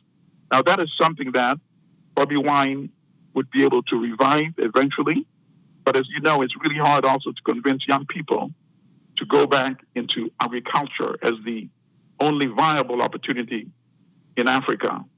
But being a younger person and being able to connect to that generation, I think he would have the best chance of any Ugandan politician on delivering on that front. And of course, one of the things he said is also immediately he would get parliament to restore presidential term limits. Uganda had 2-term maximum presidential term limits, but Museveni had parliament remove this so that he could run indefinitely. The country also had an age limit, meaning if you're 75 or older, you cannot run for president. And General Museveni removed that as well 2 years ago when he was positioning himself to rig this year's election. And he said he would restore that as well. And those are some of the things that he can do immediately. So let's be provocative for a moment. I'm going to take the position that an argument that was made by in the Dictator's Handbook, and basically why bad politics usually, or why bad behavior is usually always good politics. Now, under normal circumstances, in countries, let's say like Western countries, you may have a situation of infrastructure, you have buildings, businesses, etc. On some level, they have to engage with the public on those things because it's an open society of sorts. But when you get into like dictatorships, well, you don't need that. Like you were just pointing out, the strife in the country, the difficulties in the country, people want to see change. And it's like, this guy can't get dislodged. But part of that not being able to dislodge him, and part of many of the problems I would wager, is he doesn't necessarily have to be responsive to the public being a dictator, especially if he's being backed by Western interests. So from your standpoint, what do you think of that? Do you think that I'm right on that point? That basically a lot of the difficulties or problems associated with the Uganda political state has a lot to do with the fact that he doesn't have to cater to any of these groups. And But that's kind of the point I just wanted to make. I'm going to kick it back to you, Shane. Go for it. I just wanted to bring up the Dictator's Handbook thing because it's basically exactly to what you're saying. No, Milton, I'm curious about your response to that. What do you think of what Jamarl was saying there? No, I agree 100%. There's no state in Uganda. There used to be a dictator called Mobutu in what is Congo, and he was also backed by the United States from 1960 up to 1997. He killed a very popular leader named Patrice Lumumba, the first prime minister when Congo won independence from Belgium. And Mobutu said, I am the state. He had renamed the country Zaire. He said, Zaire is Mobutu and Mobutu is Zaire. And in Uganda's case, Museveni is Uganda and Uganda is Museveni. He is essentially the state. But when you close up all space, you radicalize people. Ugandans are notoriously humble, peace-loving people. But now you have young Ugandans, conservative Ugandans, openly talking about willing to be engaged in an armed struggle to get rid of this dictator. But the dictator has reached the limit. And I think for the first time, the United States is talking about possible sanctions. It means that even his Western enablers realize that he's reached his limit. And at some point, I imagine they would rather see him gone than risk a civil upheaval in Uganda, in which case everybody could end up losing. But it's getting to that end. And he's also and the good thing is you can now, it's easy to reach people in Uganda via WhatsApp, and you can pretty much call anybody in Uganda. And if they know they're speaking on WhatsApp, it's a secure line. I doubt you'd be able to find anybody who can support this regime, except somebody who would probably be part of his family, or part of his business network, or part of his political military elite network in Uganda. Okay, that is that is very clear from what you're saying, and this is a very interesting. It seems like a critical time in his regime. There are a couple of different directions here, and we only have so much time. Thank you again for joining us. Two quick questions I'll throw at you. One, he started out as a guerrilla leader, as a military leader, and he has effectively acted as a mercenary for the U.S. government in Somalia, like you were talking about. I'm curious, first, what does the public think of that? What is and how does that military process work? Is there conscription? Who's going to fight over there? What do people think about that process? And then secondarily, this is coming from another direction, admittedly, does Museveni have any sort of heir apparent? Does he have anybody in line clearly in the public to replace him? Because like we've been talking about, he's getting up there in his years, and whether he's ousted or he passes, he might not be long for this world. So what's your take on both of those, Milton? Okay, you asked very perceptive questions, and I'm glad you did. As the entire economic system has been disrupted, the military is now one of the few outlets for employment opportunities. The military deployment in Somalia is subsidized by the West, by the United States. That means they are likely to get paid a regular salary, even though some of that is still skimmed off. That's how corrupt the regime is. But it still presents an opportunity for employment. So that is why they can still recruit people to be deployed in Somalia. That's the first part of the question. In terms of the second question, which is completely spot on, and I'm glad you asked that, I might not have brought it up. He's been grooming his son, Jamarl Muhoozi Kainerugaba, to replace him.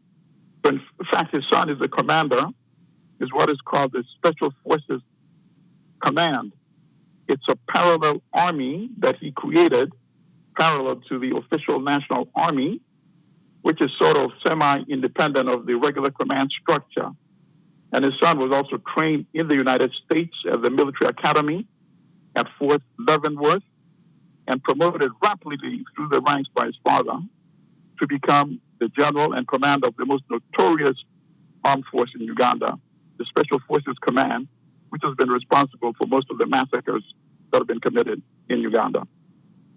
Milton, we only have a few minutes left, maybe 2 minutes at the most. What do you expect to take place from this going forward?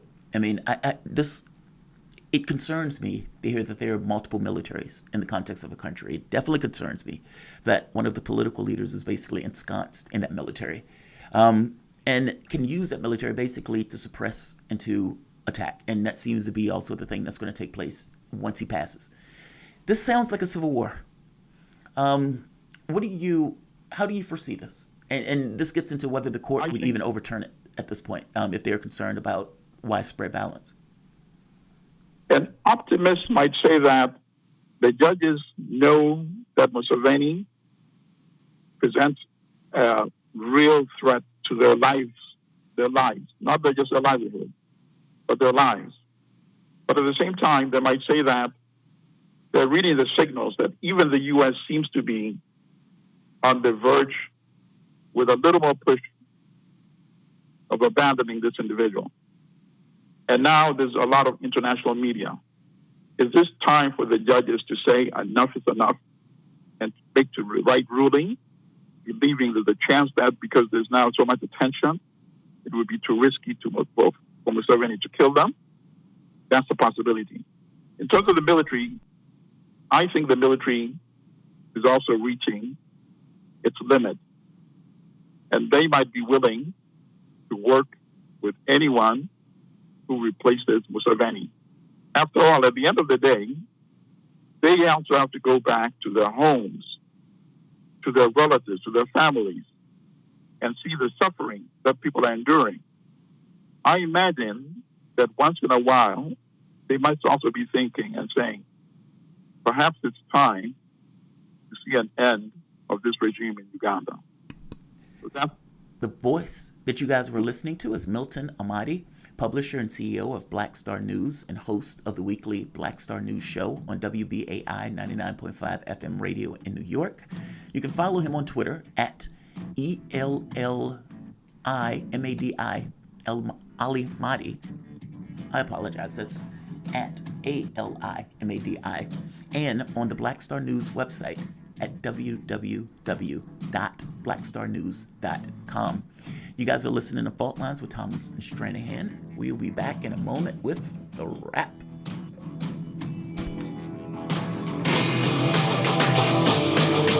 Fault Lines. We are talking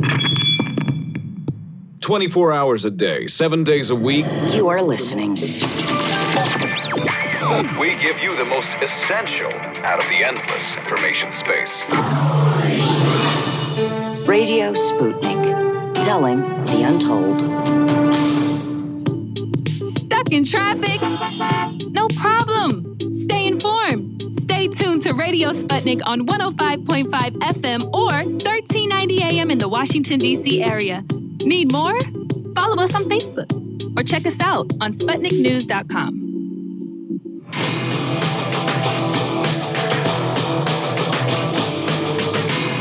Fault Lines. And we are back. You're listening to Fault Lines with Thomas and Stranahan. We're taking calls. This is our wrap segment where we wrap up the show in a pretty little bow tie and present it to you in its final form. We're taking calls again, 202-521-1320. That's 202-521-1320. I just want to briefly comment before we go to our first caller. That was a great interview. I really want to thank Milton Alamati for joining us. Fascinating conversation. I was saying I wish we'd have more time because a couple of things there. The main one, we could have talked about what those sanctions would have meant. Now, I'm guessing those would be personalized sanctions against some of the leaders of the regime. If they were to do it, they might try to impose countrywide sanctions, but that would be hurting an already hurting populace. It would probably be cutting off Museveni's access to investments and freezing some of his personal assets if they're invested in the U.S., which many of them undoubtedly are. So I'm just saying, great conversation. Looking forward to coming back to that. Let's go to our callers. We've got Tarif calling in from New Orleans. Tarif, you're on the line. Thanks for the call. What's going on, man? What's on your mind? Ladies and gentlemen, thanks for taking my call. First of all, I'd like to say free Julian Assange. Hashtag drop the charges. Hashtag whistleblower Tyree Simon. Also, the deplatform WikiLeaks shop on Facebook. So it's not just other people, conservatives. They took out 150,000 people on Facebook, deplatting them, talking about the Wall Street stocks, pumping up the volume dealing with GameStop and AMC. They came out with restrictions on February the 1st, the end of January and February the 1st, and also the 2nd, dealing with trying to make people to go through brokers and report. It's all type of stuff. And what that does is it slows down the pumping up of stock, whereas now the hedge funds can really start shorting again, and they're going to make a whole bunch of money off of GameStop and AMC because the goal was to drive them up to $1,000. Basically, to go at it with the hedge funds. Now the hedge funds and other capitalist type of funds is now protected by Wall Street. Not Wall Street. We have by Wall Street. It's not an SEC rule. It's basically a Wall Street rule. They basically protect the hedge funds now. So people should be upset about that. So free Julian Assange. Google whistleblower Tyree Simon and keep on. If you're gonna buy silver, buy physical silver, buy physical gold, deal with the cryptocurrencies, and just be careful, So that's all I got to say for right now. Tarif, thanks for the call. I just want to briefly highlight cryptocurrency, specifically, obviously, the big one that everybody thinks about, Bitcoin. It had gone up to historic highs, about $40,000 per Bitcoin, and it went down. And the suspicion is it's just going to keep going down for a while at least, but it appears to have stabilized and it's now started to come back up. Anyway, folks who follow this, you're probably watching this every day, but for folks who don't, it is now apparently more or less stabilized for the past couple of weeks at around $35,000 per Bitcoin. That's a decent chunk of money. Anyway, we got other callers. We're still taking calls, 202-521-1320. Let's go to Ben calling in from Ohio. Ben, you're on. What's going on? Hey, the previous caller, he's essentially on the right track as far as you don't really fight the establishment without expecting them to fight back. It's not really kind of how it works. They don't just let you get, we're gonna let people win this game of blackjack. No, they're gonna, it's their casino, at least for now. But actually, I had a question. So yesterday they were talking about stimulus and checks and stuff like that, and some of the news that was circulating was that they were going to use the excuse of the increase in market volatility to give people less money, and they were even talking about the different households, I think it's less than $70,000 or something like that. They said that just because people went into the stock market, in general, not just with GME, but other types of things, overall household income has increased slightly. So they were going to use that as an excuse to give people less. I want to know what you guys thought about that. So what might have happened, people are so broke, so poor, that when the PPP loans were coming out and people were able to get their hands on the cash, there was some of the people, because they were making so little, the money that they were getting was basically higher than what they were making before. So it's this weird situation where as the economy keeps going and keeps ticking along, you have a large part of the society that takes a hit, but you also have this other weird aspect of the society that is getting additional revenue, and that additional revenue basically was showing up as a balancing out of people losing their money or losing their shirts. That's, from my understanding, that's kind of where that was taking place. That fell apart when these guys couldn't come up with a plan, and I think it was in December, you had all of those job losses basically resume. So Shane, are you aware of anything on this front? Yeah, well, I mean, one other side of this is for a lot of people, if you're, pardon me, if you're somebody in quote unquote the middle class, if you're somebody who's middle income, whatever, and you didn't lose your job during the pandemic, chances are good you're sitting at home. You're not spending as much money. You're probably not spending as much money on entertainment or going out for food, et cetera. Jeez. And so you have more money to throw around, and people are choosing to take that money, some of them, and invest it. So whether you're poor and you suddenly have an influx of cash because you're receiving more unemployment than you're used to and you're receiving these stimulus checks, or whether you were already decently well-to-do, relatively speaking, and you just have more money to throw around, that they're doing that. That's been happening. That as an excuse for not giving people the stimulus checks that were promised them is ridiculous and obscene. To be clear on that count, the market volatility is structural and is built into it. We were talking with Lucy Commissar about how through naked shorts and the shorting process in general, institutional investors add a bunch of market volatility. They gain control over company stocks. They short those stocks to the tune of billions of dollars in profit.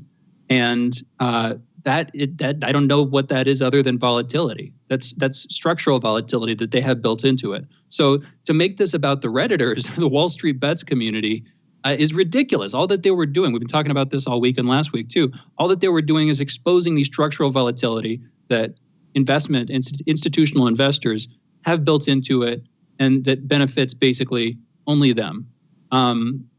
So yeah, that's my personal opinion on that as an argument. We have other calls. Thank you for the call, Ben from Ohio. Let us next go to Kevin calling in from Canada. We're still taking calls, by the way, 202-521-1320. Kevin, you're on. What's going on? Well, guys, I have a little bit of a change of subject. I also believe in freeing Julian Assange, so kudos to that. But lately, AOC has been all over the news telling her tragedy about being at the Capitol. And I don't want to downplay anybody's experiences, but I have one really serious question, and is that what was AOC's line of thinking? There is a big a protest outside of Trump supporters. Then all those protesters get rowdy. Then then they start breaking into the building. And then she says, well, I'm going to go to the bathroom alone. That does not make sense to me. What do you guys think? And I didn't see the entirety of her video, but I did see the write-up of what she was saying. From my understanding, she was in her office. Somebody comes into her office. She's terrified, and she's thinking, "Oh my God, they've broken in." That was her thought. I mean, and I got to be honest. I think anybody would be bothered by that. I mean, when Donald Trump was on that stage and he thought somebody jumped on the stage with him, you should go back and look at that video. What was Trump's reaction? Trump was about to jump out of his skin. And so I don't think it's weird or insane that somebody who had sexual abuse in their past, who gets death threats and sex threats basically constantly. I understand this is probably old hand for politicians, but still, you're 20-something or 30, early 30s, and you get that constantly. And now somebody has raided the Capitol. I don't understand why people think in that moment she should have just been unbothered. I don't get that. I honestly don't. And I get people can hit her for her, weird foreign policy stuff that she says every so often. But it feels honestly like there's been like this kind of hate fest on her that gets almost feeling cultish at a certain point. Shane, what do you think about this? I mean, I don't know if you've seen the video or the write-up, but she basically just kind of was explaining her experiences and how she saw it. And you had a lot of people who was like, yeah, this ain't always about you, and then just kind of underplaying it and attacking her for it. But how do you see it? Well, so I'm going to go on a couple of conversations that we were both in. We've had a couple of conversations about this. On the one hand, you're right. I think people are criticizing her because, frankly, she's closest to them in terms of political representation in Congress, and so people who are frustrated over her not following through on the Stop the Vote thing, they're frustrated with her already, and so that's adding to their anger. And so we talked about this. I think there is a certain element of cultishness. On the other hand, 2 points here. One, we were talking earlier about throwing stones when you're living in a glass house. She was talking about during last summer during the Black Lives Matter protest. She was broadly in favor of what was going on. That was a wave of political chaos and in a lot of cases violence. And she was defending them and pretty much mum on the subject of what was going on at the time. And she does not deserve any of the events. None of the politicians, in my opinion, should have had to go through this. It's not good for America. And first and foremost, it's not good for the people who were even raiding the building. It was unwise of them to do so. It set their cause back decades. So I can say that. And at the same time, she should be more cautious about calling for political violence. That kind of thing comes back to bite you very clearly. If you're going to use that against your enemies, then you're allowing your enemies to use that against you. And you should not, it's unwise to do so. And then two, she was using this and has continued to use this to, as far as I can tell, shut down commentary on the aftermath of January 6th. This was, I think, part of the response to Ted Cruz, where Ted Cruz has come out in support of her pushing back on what speculators were doing with Robinhood to shut down sales of GameStop and other stocks. Ted Cruz tried to pal up with her on this. She pushed back, as she has been, as well as many other Democratic politicians have been, basically saying, you guys are responsible for the chaos in January 6th, talking about expelling them from Congress, labeling them terrorists, et cetera. She is also the one who's pushing for more media censorship. She notoriously came out and was talking about how we need to increase oversight of media companies, spreading of quote-unquote misinformation. There are problems with that, but they're endemic throughout the entire news media, not just the fringe publications or the New York Post. So for her to be pushing that line while she is saying things that have the effect of shutting down conversation about the ramifications of January 6th, including and specifically the government's response to it, I just think it's politically unwise in the long run. The shutting down conversation, I don't like. That's my take. Yeah, the shutting down is problematic, to put it mildly. One. Yeah, that's a big deal. But yeah, well, we can end on a certain degree of agreement that no one is saying that what happened to her is justified. So let's stop there. Let's end on that. Unusual. We just no, I'm just kidding. We tend to agree on a lot of stuff, but the disagreements come out too. Stedman, I'm sorry we did not get to you, man. Thank you for the call, and thank you for the call too, Kevin, calling in from Canada. We've got to close today's show out, folks. Another great edition of Fault Lines. We will be back tomorrow. I want to thank our guests, everybody who called in, producers Cam and Raheem, engineer Andre. I want to thank you, Jamarl Thomas, for being my co-host. Great job today. And we will be back tomorrow, folks. Also, thank you for listening to the show. Last and definitely not least, foremost, thanks for being a part of this, folks. Signing off. We'll be back tomorrow. Fault Lines with Thomas and Stranahan. Fault Lines with Thomas and Stranahan. Another one in the record books. That was a fantastic show. Yeah, that was a fantastic show. It's funny. It feels like in my head. I'll just say it in my head. It's a reboot, right? There's certain things that we want to do with the show, and those are the things that we're thinking about. And so this was like one of those first few days to be able to implement it, and it go right, and it goes right like all the way through. And so, no, this was a really good show, and I want to thank you guys for basically joining us, and absolutely apologize for not being able to get to the calls at the end. But yeah, you probably will see me later today. And I'm going to say like, I'm going to say share, I'm going to say hit the subscription button to make sure you're subscribed. And I will see you guys in a few hours. Thanks all.